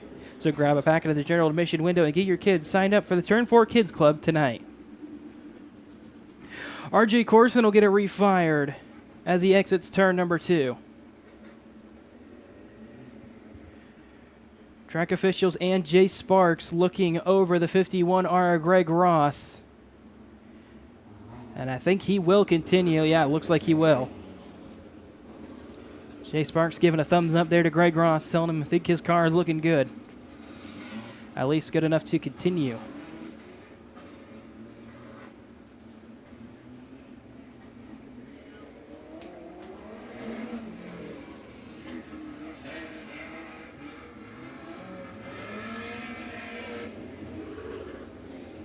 With that one to go signal coming to this Mara Midget feature field, caution lights go out around the facility as it'll be Mark McMahill with control of this field again. Alex Midkiff in second, Mitchell Davis third. That's the top three. With 15 laps to go, only 10 complete.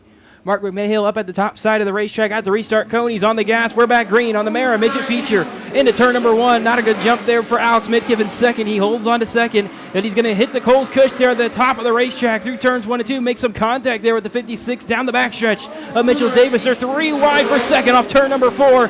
Dalton England trying to make that top side work for those 2 cars below him. That would be Midkiff and Davis sliding up the racetrack, pushes him back into 4th for now. Out in front, Mark McMahill leading lap number 12 of 13. Davis still in second now. He's the car that's going to try to chase down McMahill for the feature lead. They come to the halfway point this time. 13 laps complete, 12 to go on the Mara Midget feature. The field single file as they go through turns 1 and 2. Midkiff throws the slider on Mitchell Davis. He takes that second spot away. Davis tries to gather it up, gets it back going through turns 3 and 4. He holds on to third now with Dalton England over his back bumper. More trouble over in turn number 1. Cody Beard went really sideways and it almost goes upside down. And he ends up landing on a race car. RJ Corson, great evasive action from him to avoid getting into the side of Cody Beard. Couldn't quite tell who the other car involved in this one was. Looks to be the 31 of Tommy Colborn. Had nowhere to go. And track crew already over there to get this all sorted out.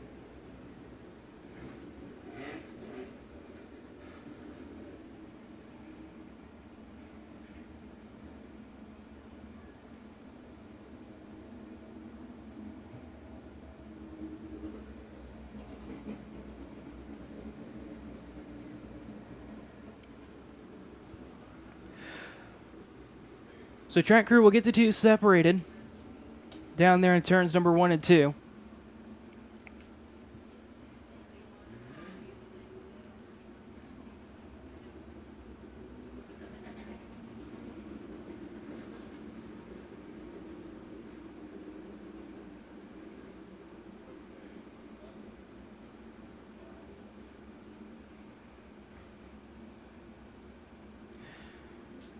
Track crew inspecting the damages on Tommy Colburn's car. His car will continue, and it looks like the same deal for Cody Beard.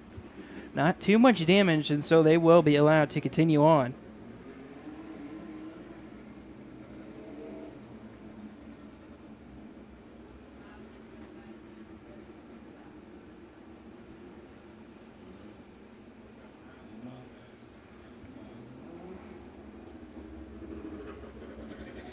Cody Beard's car into the infield. Seeing if they're going to give him a little bit more of an opportunity. He rolls out onto the backstretch. He will continue, it looks like. So 3 cars out of this race at the moment. Be Jay Sparks, one of them, Greg Ross another, and Charles Coons. Both Greg Ross and Jay Sparks out of the race on lap number 10 in one incident. Charles Coons left the race with a mechanical issue at the end of lap 4.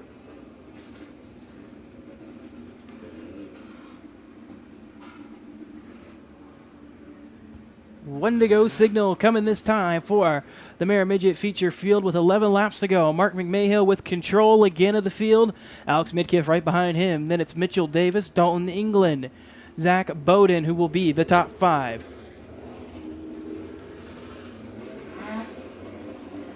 So with that, caution lights will go out around the facility once again. 11 laps to go, 14 complete for the Mara Midget feature Mark McMahill back towards the top side of the racetrack as he's done all night long on every single restart. He is on the gas. We are back green.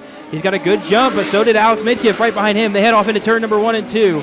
Midkiff tried to slide it in there. Didn't have a good enough run, though. He backs up the entry to turns 3 and 4. He's going to throw another big slide down here on the entry. He's going to get alongside. Not going to try to take that lead away. They make some contact for the feature lead as they go through turns 1 and 2. Midkiff has to settle back into second. He throws it back in there on the bottom, down through turns 3 and 4. McMahill could not get the car to turn as well as he wanted to, and through goes Alex Midkiff to the lead with 9 laps to go, 16 complete. Now Mark McMahill's car in dirty air for the first time tonight here in this Mara Midget feature, fading further back, maybe something mechanically amiss for the 11 Kyler. That or Alex Midkiff just decided we're going. And with that, he is easily pulling away. He's pulled a second advantage underneath the hood of that number 05. Out behind him, Mark McMahill still trying to hold on to second as Mitchell Davis trying to get around him. 7 laps to go, coming to 6 laps to go. Dalton England throwing a huge slider as Davis's car, looks like something was amiss there as he entered turn number 3. England to the inside, doesn't throw the slider, keeps it right down there on the bottom. Almost trouble there in turns number 1 and 2, but everybody kept it going. We stay green. England still to the inside of Davis for 3rd. They're trying to pull that number 51 as Zach Bowden with him. We are still green as that number 19, Dalton England, finally gets around the 56 of Mitchell Davis.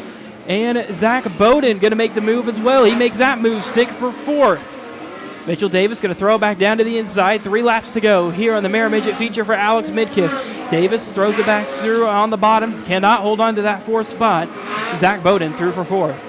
Mark McMahill still holding off Dalton England for second as they come to 2 to go this time for Alex Midkiff. They're side by side off turn number 4 for second. Dalton England on the inside.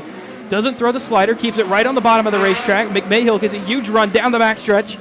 Keeps it up on the top side, though. White flag waving this time for Alex Midkiff. He heads off into turn number 1. He has himself a 1.5 second advantage in the orange at number 05. He's through turns 3 and 4 for the final time. Checkered flags waving. Alex Midkiff, your Mara Midget feature winner tonight here at Coles County Speedway.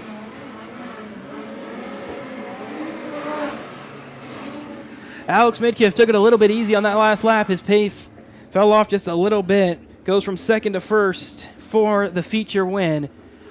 Dalton England settles for a second. Zach Bowden 3rd. Mark McMahill fell back to 4th there on that final lap. Mitchell Davis 5th. Tyler Roth 6th. Cody Beard 7th. Tommy Colborn 8th. RJ Corson 9th. Those were the finishers. Adam Taylor, Greg Ross, Jay Sparks all out on the end of lap number 10. And Charles Coombs out of the race in lap number 4, who finished in 13th. So Alex Midkiff going to pull into victory lane for the first time this year here at Coles County Speedway.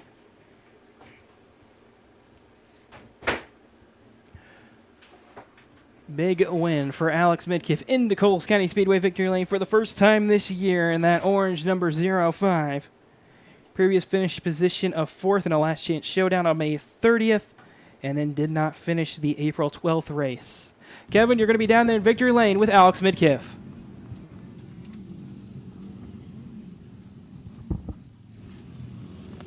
All right, folks, give a big round of applause to Alex Midkiff from Belleville, Illinois, your Mara feature winner here at Coles County Speedway. Hey,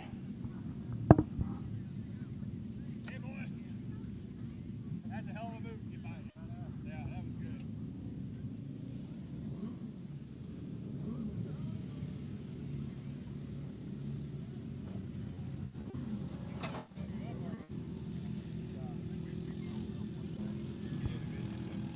All right, folks, once again, I'm down here with Alex Midkiff, your Mara feature winner here tonight at Coles County Speedway. Alex, you guys were having a heck of a battle back there most of the race in the 2, 3, 4, 5 spots, and then when you got your opportunity about 10 to go, you made a very nice pass.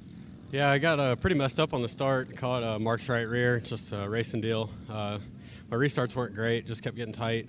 The track was pretty gnarly. I kind of had my doubts with the rework, but it ended up being a blast and hopefully put on some great racing for you fans.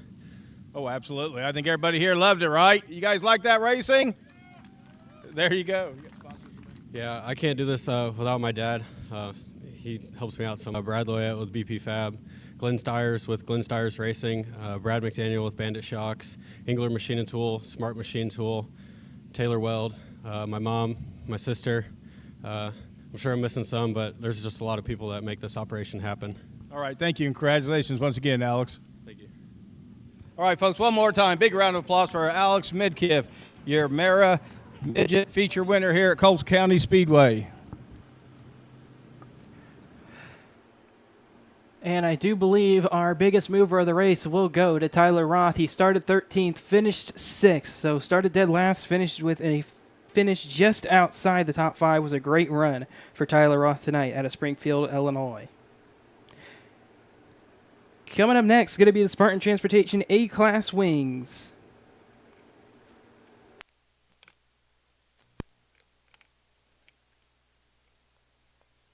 Wing cars. On the pole will be the 19N of Luke Newton from Farmersburg, Indiana. Alongside him will be the 12 of Dawson Wright from Terre Haute, Indiana. Inside of row number 2, you'll find Tyler Taylor from Danville, Illinois in the number 25T. Alongside him will be the 96 and Nate Casper from New Lenox, Illinois. Larry Drake from Terre Haute, Indiana in the 97D rounds out the top 5.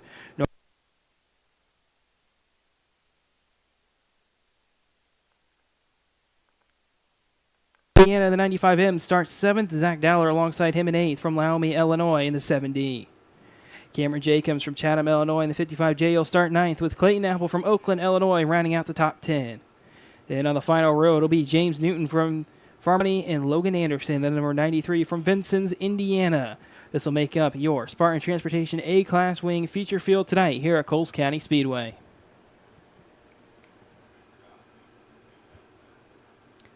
So Alex Midkiff off the racetrack, becoming your Speedway. The question is, who will be the third? This time in the Spartan Transportation.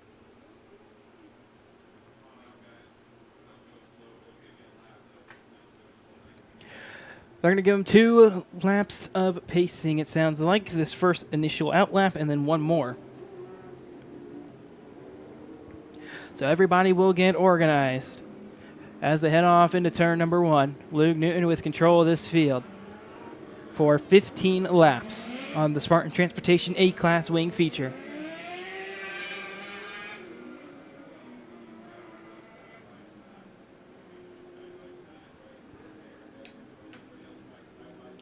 One to go signal coming at the flag stand for the Spartan Transportation A-Class Wing cars.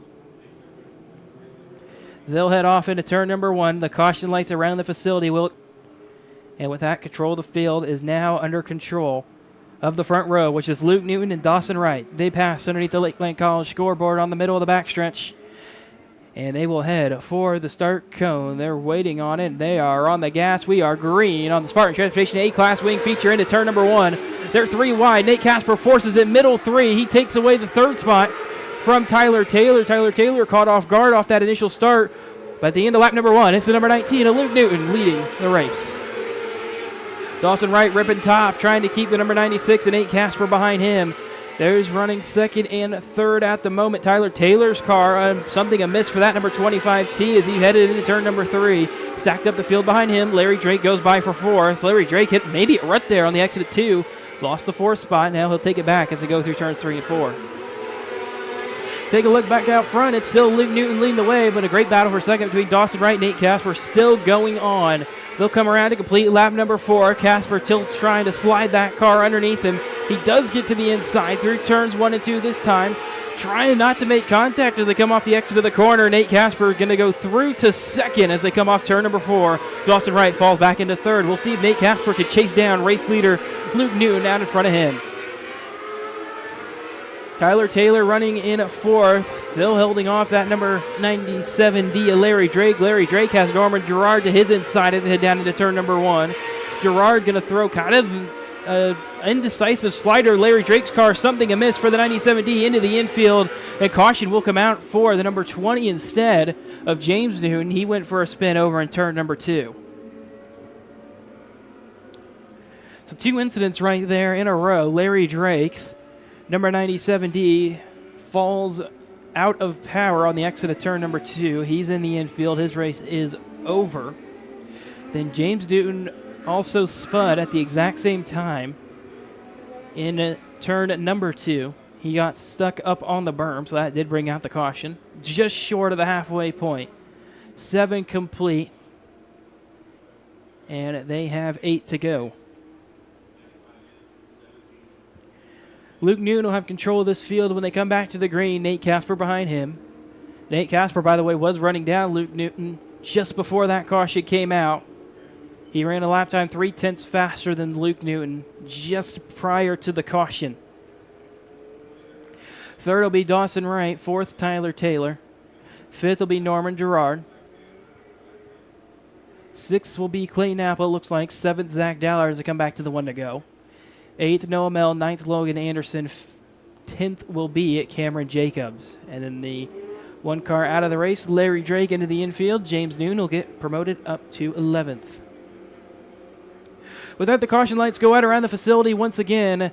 Just short of the halfway point, Luke Newton's going to bring the Spartan Transportation A-Class Wing feature field up towards the start cone over in turn number 4.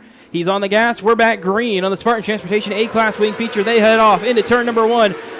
It'll be a kind of a calamity corner over through turns 1 and 2. Nate Casper tried to throw it in underneath the 19 in of Luke Newton. Slid a little bit too far. That stacked up Dawson Wright. Dawson Wright will fall way back into the tail end of the field.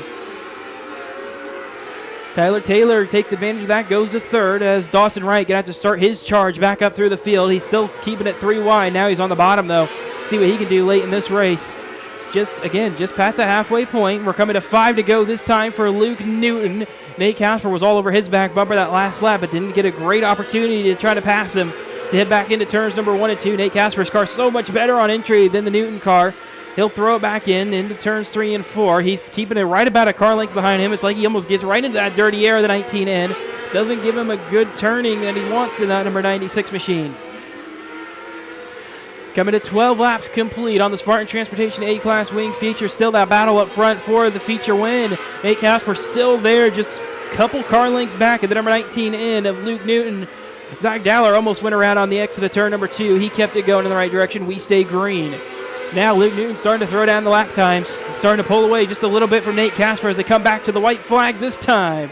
Transportation A-Class Wing feature, the gap about 3 car lengths as they head off into turn number 1. Casper down on the bottom. Newton still rolling the top, and it looks like that's all she's going to write on this feature as they come through turns 3 and 4 for the final time. Luke Newton going to take the win on the Spartan Transportation A-Class Wing feature.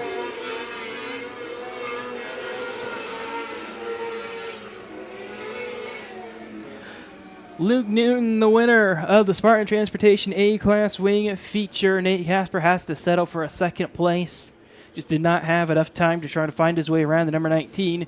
Third will go to Tyler Taylor. Fourth, Norman Gerard. Fifth, Noah Mell. Sixth, Clayton Apple. Seventh, Dawson Wright. Eighth, Zach Dallard. Ninth, Logan Anderson. And Cameron Jacobs rounded out the top 10.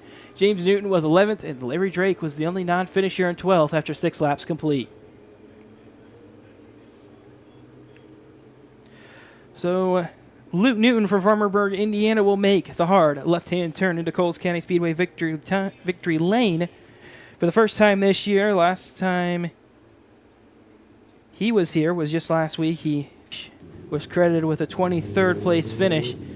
Kevin, you're going to be with yet another first-time winner in 2025.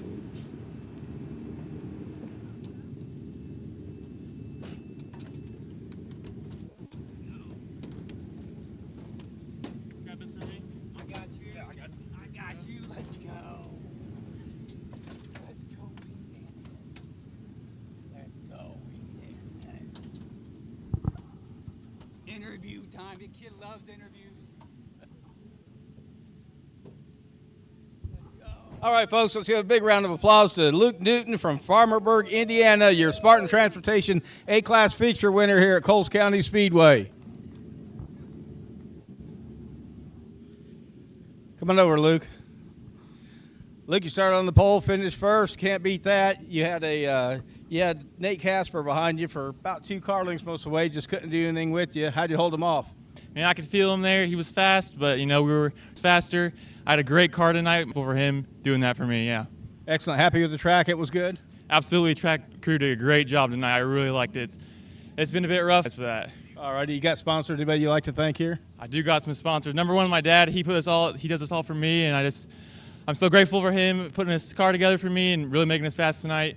obviously, I think Honest Day Roofing just for sponsoring me, getting me out here tonight, and helping us win the race. All right, thank you, Luke. Once again, congratulations. All right, folks, let them hear it again. Luke Newton, your Spartan Transportation A-Class feature winner here at Coles County Speedway. Back to you, Casey. Back to you, Casey. Thank you, Kevin, once again. Thank you, Kevin, once again. Coming up next will be the Dirty Right Rear Restricted Micros, another 15-lap feature for their 8 entries tonight.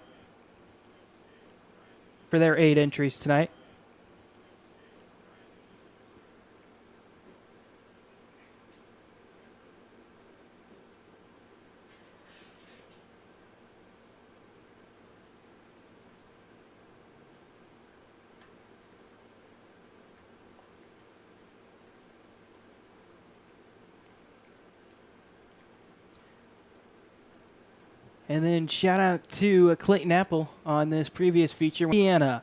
Alongside her will be the 71M of Lydia May from Terre Haute, Indiana. The inside of row number 2 will be Grayson Graham from Bunker Hill, Illinois, the number 49. Alongside him will be Mackenzie Daller in the 1K from Springfield, Illinois. Starting 5th will be Kinzer Halloway from Paris, Illinois, in the number 79H. 6th will be Dalton Clary from Marine, Illinois, in the 22D. Back in 7th will be J.C. Sandridge from Springfield, Illinois in the 10, and rounding out the field in the 8th and final starting position will be the 14E of Emerson Kisner from Lincoln, Illinois. This is your Dirty Right Rear Restricted Micro feature field. Another 15-lap feature coming up as they will wait to get the command to come out onto the racetrack. The Dirty Right Rear Podcast is the sponsor of the Restricted Micro class here at Coles County Speedway. The Dirty Right Rear Podcast is Southeast Missouri's dirt track podcast that focuses on dirt track racing in the Midwest, hosted by Jeremy Sutton and Jeremy Boyer. Many weekly Coles County Speedway drivers have already been on the show as they chase the track championship. Make sure you tune in to the Dirty Right Rear Podcast weekly for some amazing Midwest micro sprint content. They're trying to get to the inside, just cannot find it just yet. They're trying to get to the inside, just cannot find it just yet. One car didn't make it out on the start. That was Emerson Kisner's number 14E. But take a look out in front. It's been nothing but McKenna Crenn on the Dirty Right Rear Restricted Micro feature, kind of like how it was last week. A second and a half the advantage already over Lydia May.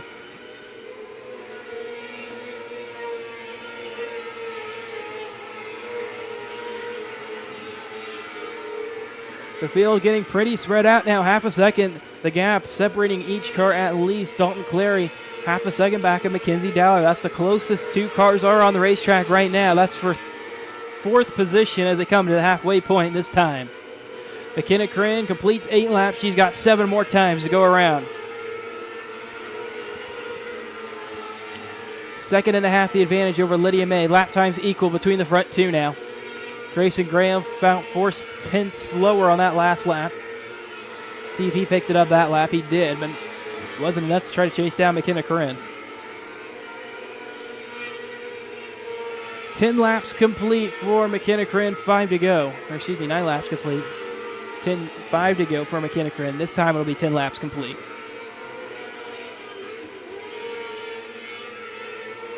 McKenna Crenn still out on the point. Continuing to extend that lead over Lydia May in second. Grayson Graham still running third. They come to 3 to go.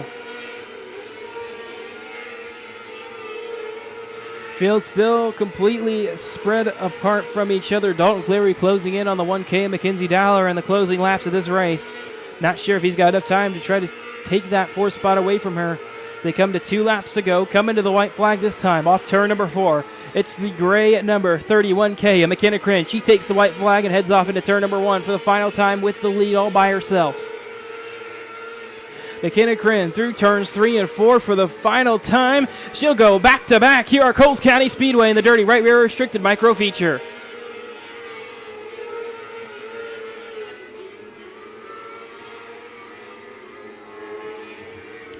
Dalton Clary's car stalls on the final lap, was going to finish 5th. He'll end up in 7th as he ran a 16-second final lap.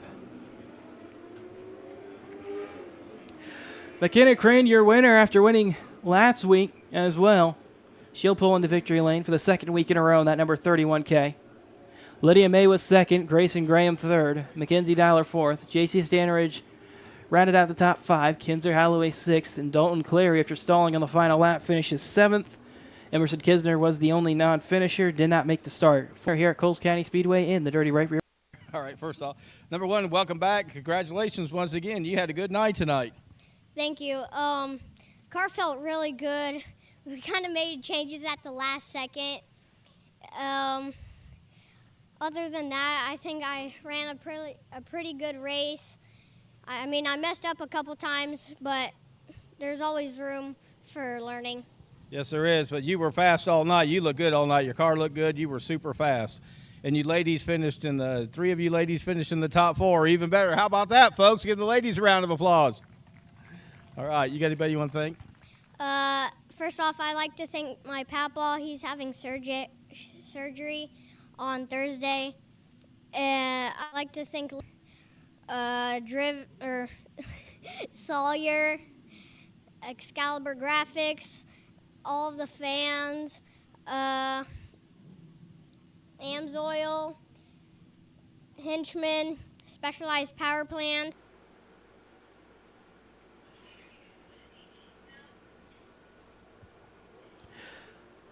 So McKenna Corinne will make her way off the racetrack as a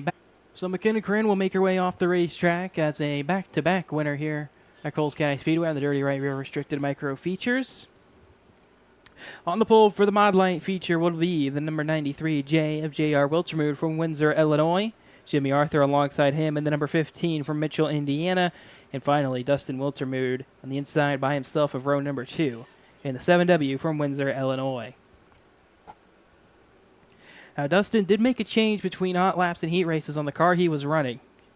Came out on the hot laps in a white number 7W and switched it to a yellow 7W. So we'll see if he makes the decision to stay with that yellow car, if he went back to the white car after the heat race. Taking a win here at Coles County Speedway before, that'd be Dustin Wiltermude, who's starting in third. He did elect to stay with the yellow car, it looks like, as the caution lights go out around the facility. His only win at Coles County Speedway came on April 12th this year. Both J.R. Wiltermude and Jimmy Arthur both looking for win number 1. They'll pass underneath the Lakeland College scoreboard on the middle of the backstretch as J.R. Wiltermude, Jimmy Arthur, Dustin Wiltermude will approach the start cone over in turn number 4, waiting to stand on the gas. They are on it. We are green on the Mod Light feature. Headed off into turn number 1. They get it single filed out. Dustin Wiltermude trying to go out that high side once again, see what he can do to see if he can quickly pick off the 15 of Jimmy Arthur. Arthur stays on the bottom. Both Wiltermudes up towards the top side of the racetrack. Making the same decision as they go through turn number 4. 2 laps complete, 8 to go on the Mod Light feature. J.R. Wiltermude's number 93, J, starting to get away from this Mod Light field behind him. Jimmy Arthur clawed back bad turn 1. Loses a ton of time on the 2 cars out in front of him. J.R. Wiltermude getting a good lap that time into the 12.5 range. Jimmy Arthur fell back into the 12.5 range. Jimmy Arthur fell back another 2/10. Now these Mod Light drivers getting into a rhythm as they're going to come to the halfway point this time. 5 laps complete, 5 to go on the Mod Light feature. Dustin Wiltermude sticking right there, back, getting to the back bumper of the 15 of Jimmy Arthur. They come back through turns 3 and 4. Dustin goes to the bottom of the racetrack there through turns 3 and 4. Had a great run there. Now he'll get alongside the backstretch. Backs out of it, gets the bumper down on the rear bumper. Jimmy Arthur moves him up the racetrack on exit. Dustin gets to the inside, back into turn number 1. Jimmy Arthur sticking it up top, see if he can get the run he wants off turn number 2. He can't, and Dustin Wiltermude will go through to second. 2 to go for J.R. Wiltermude with control of this Mod Light feature field. He's got about a second and a half. Back to Dustin Wiltermude. Coming around off turn number 4, white flag waving this time for J.R. Wiltermude. He heads off into turn 1 for the final time. A 1.3 second advantage for the 93J as he heads down the backstretch into 3 and 4 for the final time. And it'll be J.R. Wiltermude taking his first win at Coles County Speedway in the Mod Light feature. It's a Wiltermood 1-2 on the Mod Light feature. J.R. Wiltermood, the winner. Dustin second. Jimmy Arthur settles for a third after a great battle there with Dustin for most of the feature.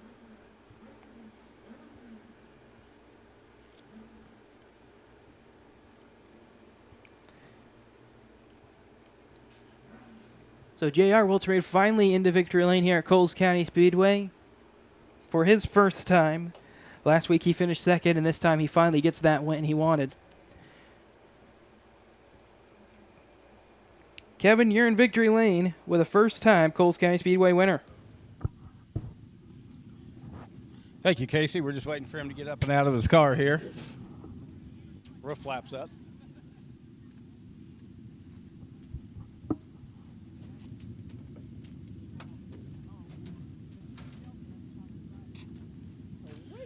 All right, folks, let him hear it.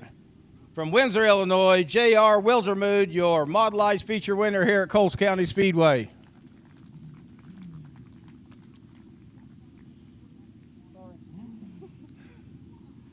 It's hot out.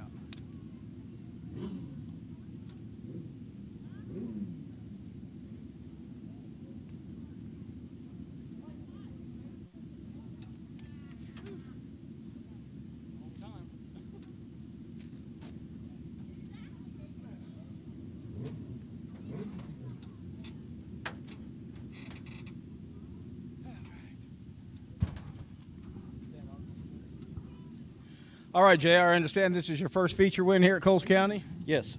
Excellent. First year in Mod Light. First year in Mod Lights. What made you decide to take it up all of a sudden? My son and my grandson. The whole racing family, huh? Yeah, we just bought a car for him, so next year he'll be out here. It'll be 3 generations running at one time. Excellent. That's pretty darn cool. Yeah, So, it's going to be awesome. yeah.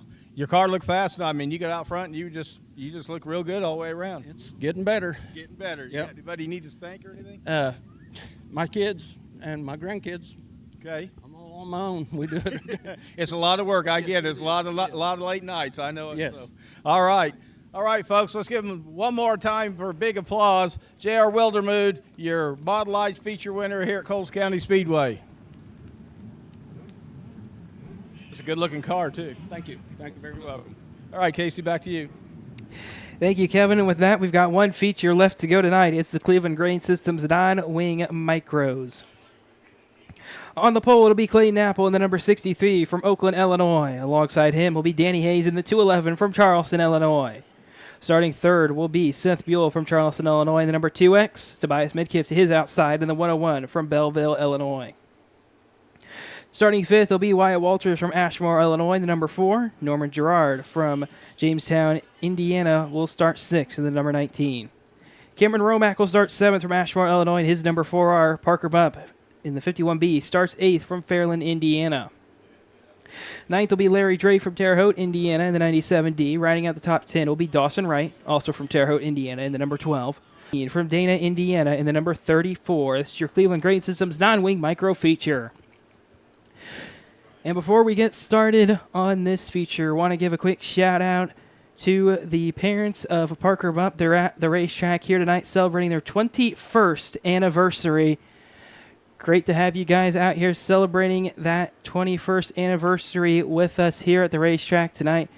Hopefully you can find Parker Bump in Victory Lane later tonight after starting 8th. 20 laps for the Cleveland Grain System non-wing micros when they get the command to come out onto the racetrack.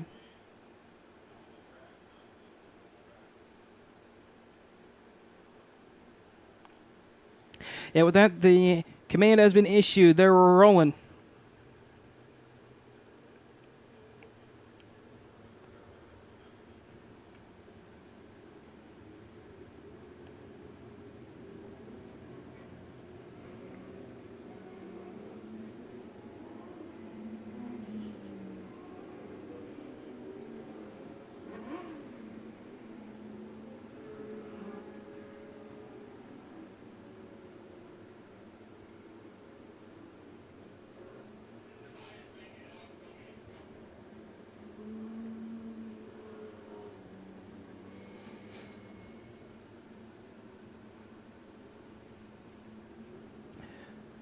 So we will go to a delayed green. Dawson Wright's car comes to a stop on the entry to turn number 1.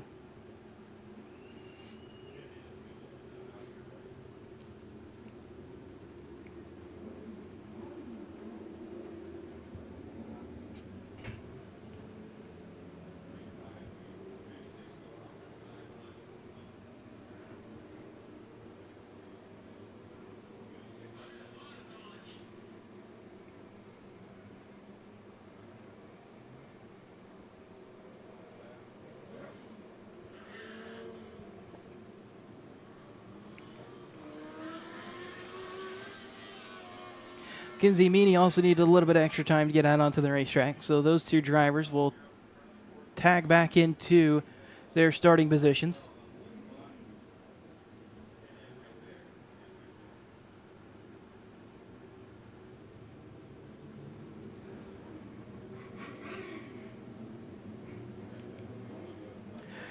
So race control going over everybody's starting positions once again. Make sure everybody's in their correct starting positions.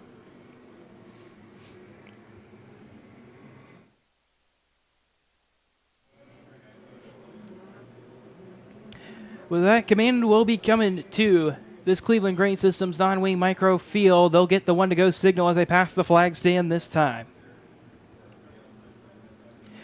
15 cars for 20 laps.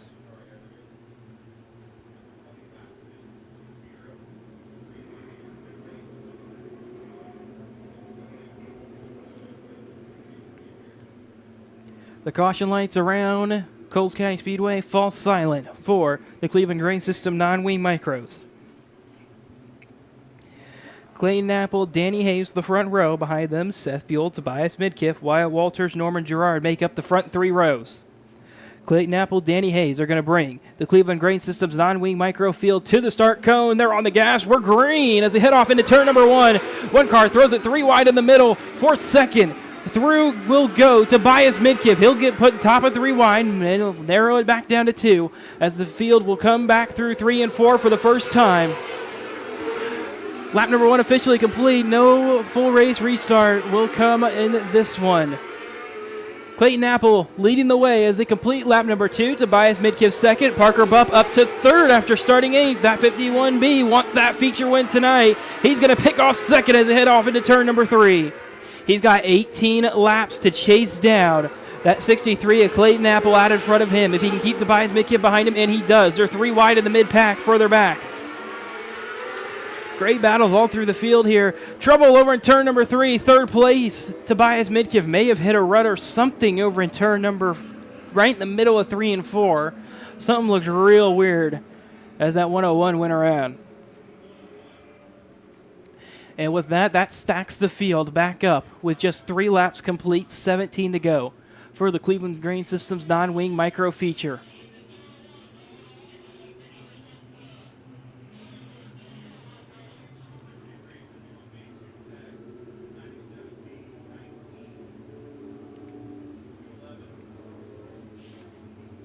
Clayton Apple will be the leader on this restart. Parker Bupp second, Seth Buell third, Larry Drake fourth, Norman Gerard fifth.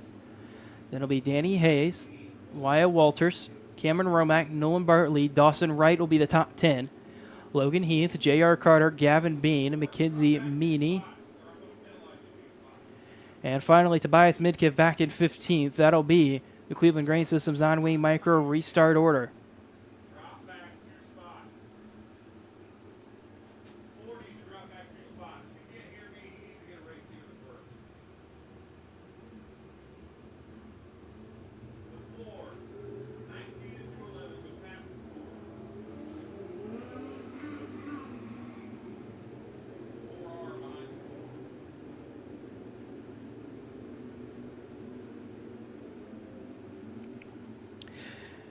So race control issuing in the restarting order, a little bit of a change here. Number 4, Wyatt Walters, does drop by in the 211. He put himself 2 positions forward.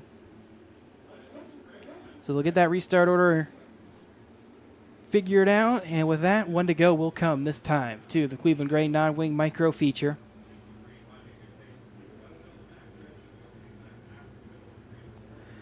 But already Parker Bupp has found his way forward. Reminder, he started 8th with only 3 laps complete. He is up to 2nd.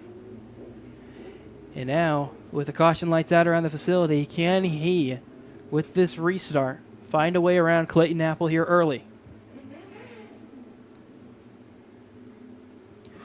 Reminder, Clayton Apple, Parker Bupp, Seth Buell, the top 3. As they approach the restart cone over in turn number 4, Clayton Apple will bring the Cleveland Grain Systems non-wing micro feature field to the top side of the racetrack. Dives at the restart cone. We are back green as they head back off into turn number 1. We got trouble over in turn number 4. Caution will come back out as the 456 of J.R. Carter got kind of in a big stack up there as they passed the restart cone and ended up being the worst of it, getting turned around in the wrong direction.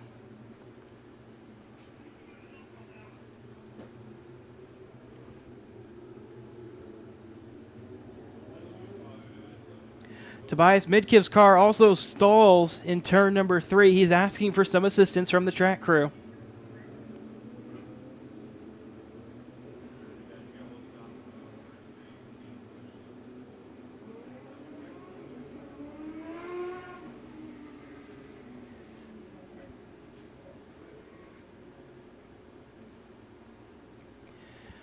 This Cleveland Gray non-wing micro feature field will pass by him to the inside.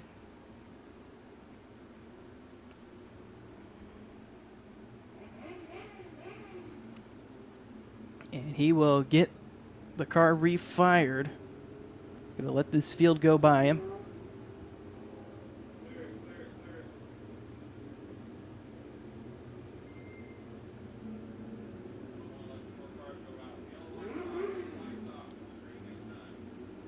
Caution lights out around the racetrack once again. Still 17 laps to go on this Cleveland Grain non-wing micro feature.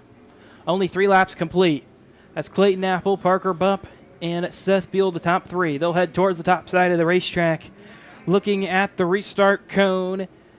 Clayton Apple on the gas. He's diving at the restart cone. We are back green on the Cleveland Grain non-wing micro feature. They're clean past the restart cone this time.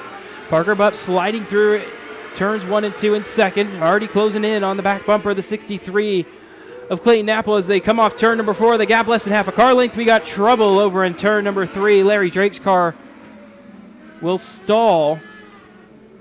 And the caution does come out, but 1 lap will go as complete.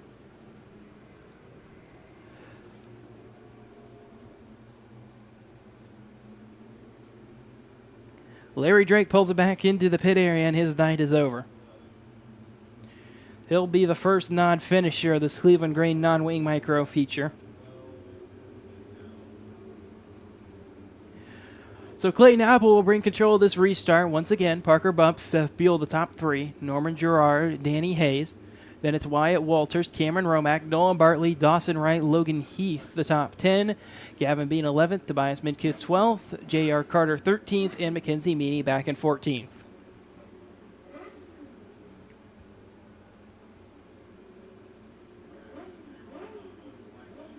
Or excuse me, Swamp, Mackenzie Meany, and J.R. Carter.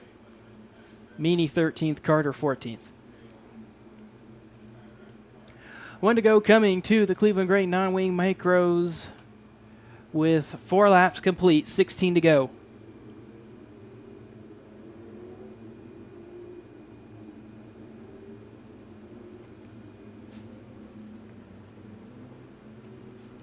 Caution lights turn off around the facility once again, 16 laps to go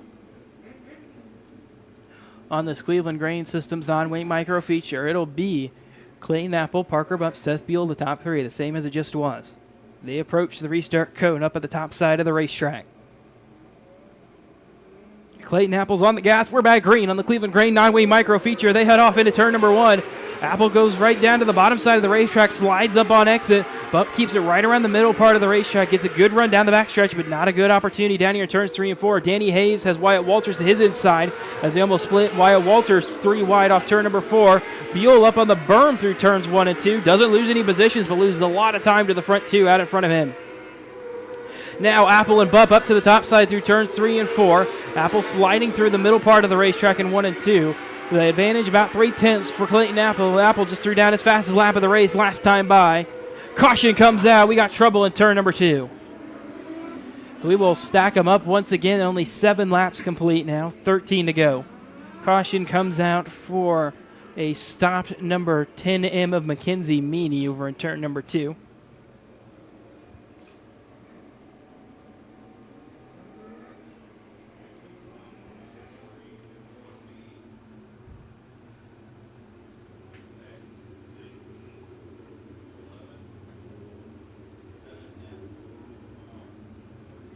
So Clayton Apple will have control of this feature field for the Cleveland Grain non-wing micros when we come back to the green.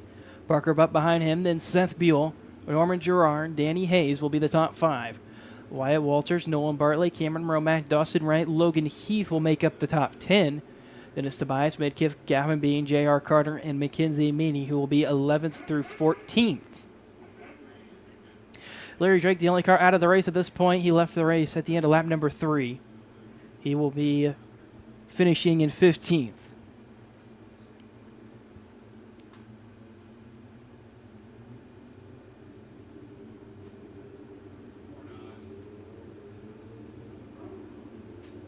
Caution lights go out around the racetrack once again. 7 laps to go. We're just short of the halfway point on the Cleveland Grain non-wing micro feature.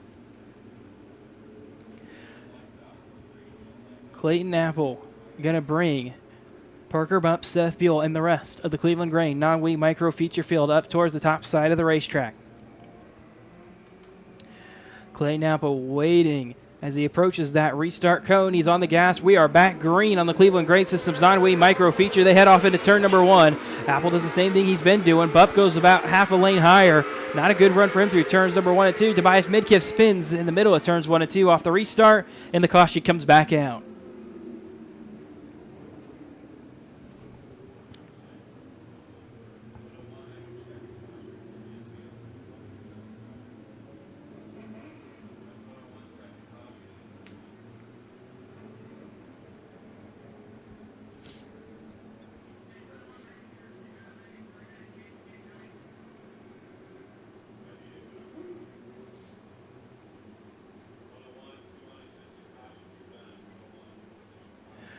So Tobias Midkiff, as he had 2 cautions that were unassisted, he will be ordered to pull down to the infield, and his night will be over. He'll be credited with a 14th place finish in the 101. Caution lights go out around the racetrack once again. Clayton Apple, Parker Bump, Seth Buell, Norman Gerard, Danny Hayes, the same top 5 we just had.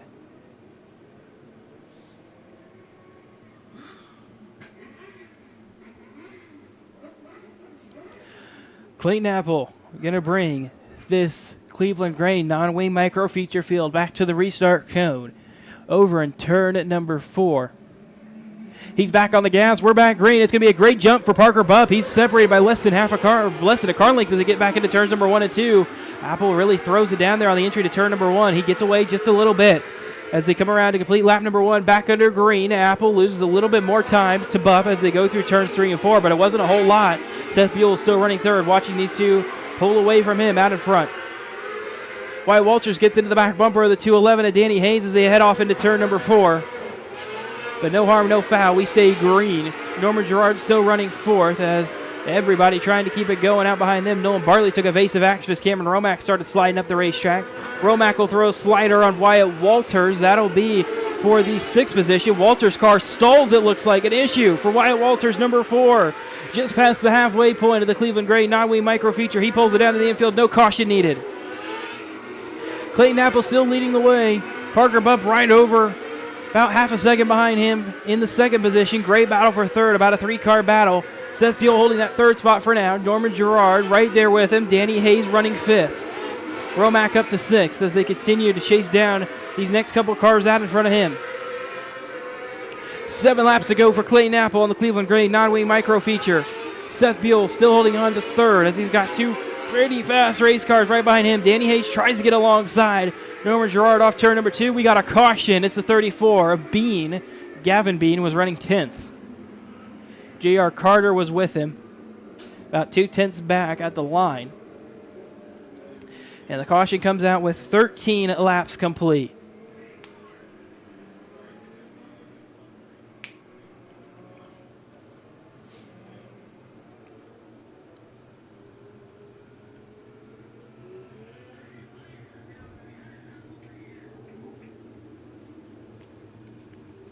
So 7 laps to go here on the Cleveland Grain non-wing micro feature.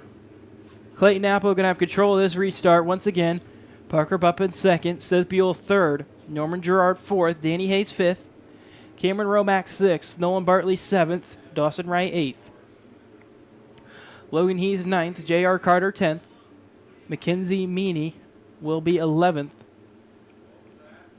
Gavin Bean will be 12th. Wyatt Walters, Tobias Midkiff, Larry Drake, the cars that are out of the race at this time.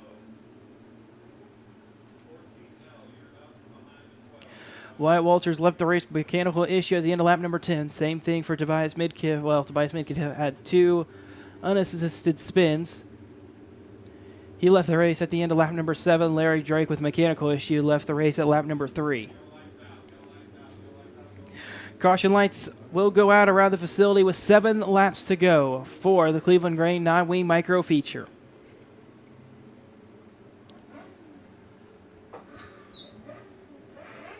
Clayton Apple will bring these Cleveland Grain non-wing micros towards the top side of the racetrack with 7 laps to go. He's waiting on the gas. He gets a little bump from bump behind him. We are going to the green flag. Back with 7 laps to go on the Cleveland Grain non-wing micro feature. Parker Bupp gets a good 1 and 2 once again, but it's an even better 1 and 2 for the 63 of Clayton Apple. Most of the cars going single file right down on the bottom of the racetrack. Romack going to get picked off by Nolan Bartley off the initial start. We're coming to 5 to go this time. Danny Hayes has Norman Gerard to his inside. Hayes trying to make that top side work, trying to take that 4th spot away. Romack going all the way towards the top of the Coles Cush, trying to make that groove work. Not really finding any pace out there just yet. Still out in front, it's Clayton Apple pulling away from Parker Bupp. Seth Buell running 3rd. Danny Hayes 4th at the moment. Norman Gerard in 5th. Danny Hayes all over the back bumper of Seth Buell as they exit turn number 2. 3 to go this time for Clayton Apple.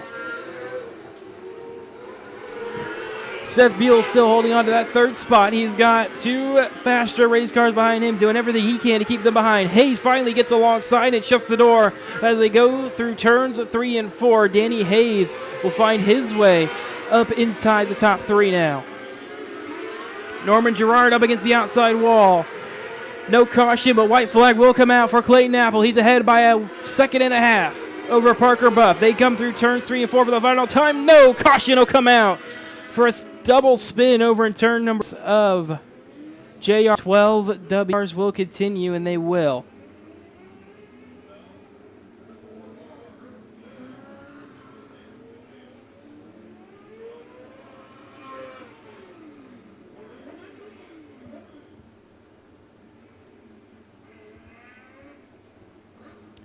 Clayton Apple will have control of this restart on what appears to be a 1-lap shootout for the Cleveland Grain non-wing micro feature. Parker Bupp 2nd, Danny Hayes 3rd. Seth Coles Cush in kind of a bad way, but it will be Clayton Apple taking the win here on the Cleveland Grain non-wing micro feature. Parker Bupp was 2nd.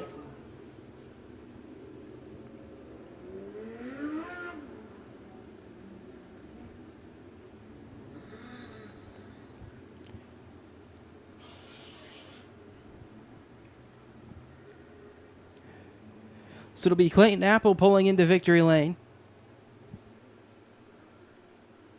We'll try to get you the rest of the finishing order. And Clayton Apple turn it down on the middle of the backstretch.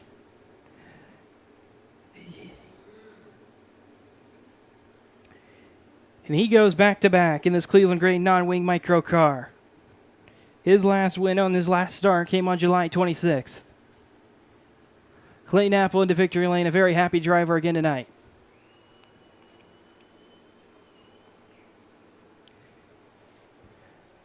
So Clayton Apple into victory lane for the 2nd time this year, going to be joined by our victory lane reporter, Kevin Bentz. Kevin? All right, folks, get out of his car. Let him hear it. Clayton Apple from Oakland, Illinois, your Cleveland Grain non-wing micro feature winner here at Coles County Speedway.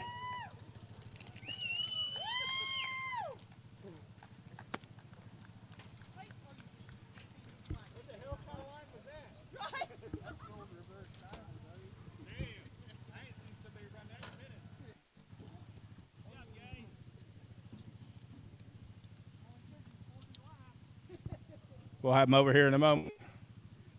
Dude, I was trying there those last 2 laps. I saw you thinking, oh, better go. Dude, if you would have bubbled like that, like you did in that right lap. Down here getting congratulations from Parker Bupp, who ran 2nd tonight.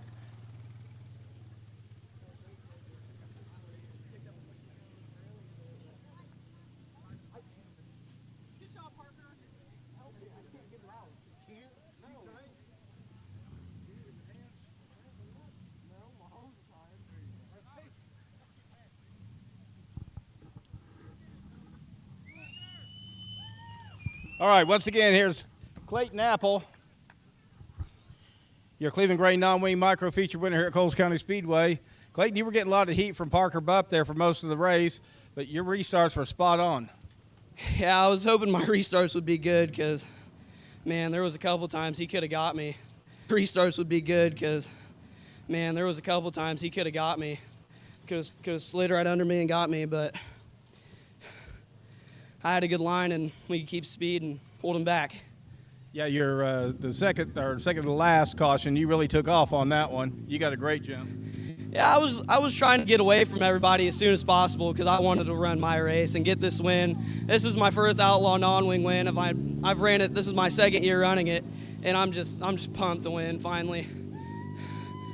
Yeah, excellent. It looked like you were running your own line out there. I didn't see anybody else running your line like yours. Yeah, I pull that out a couple times whenever I. Great. You got anybody? And Badger Racing TV. Thank you, everyone, for tuning in there. If you haven't made it to the racetrack before, it's a great experience finding yourself here on historic grounds, the oldest micro sprint track in the United States. And with that, we hope everyone here at the racetrack drives home safe, and we will see you next week here at Coles County Speedway.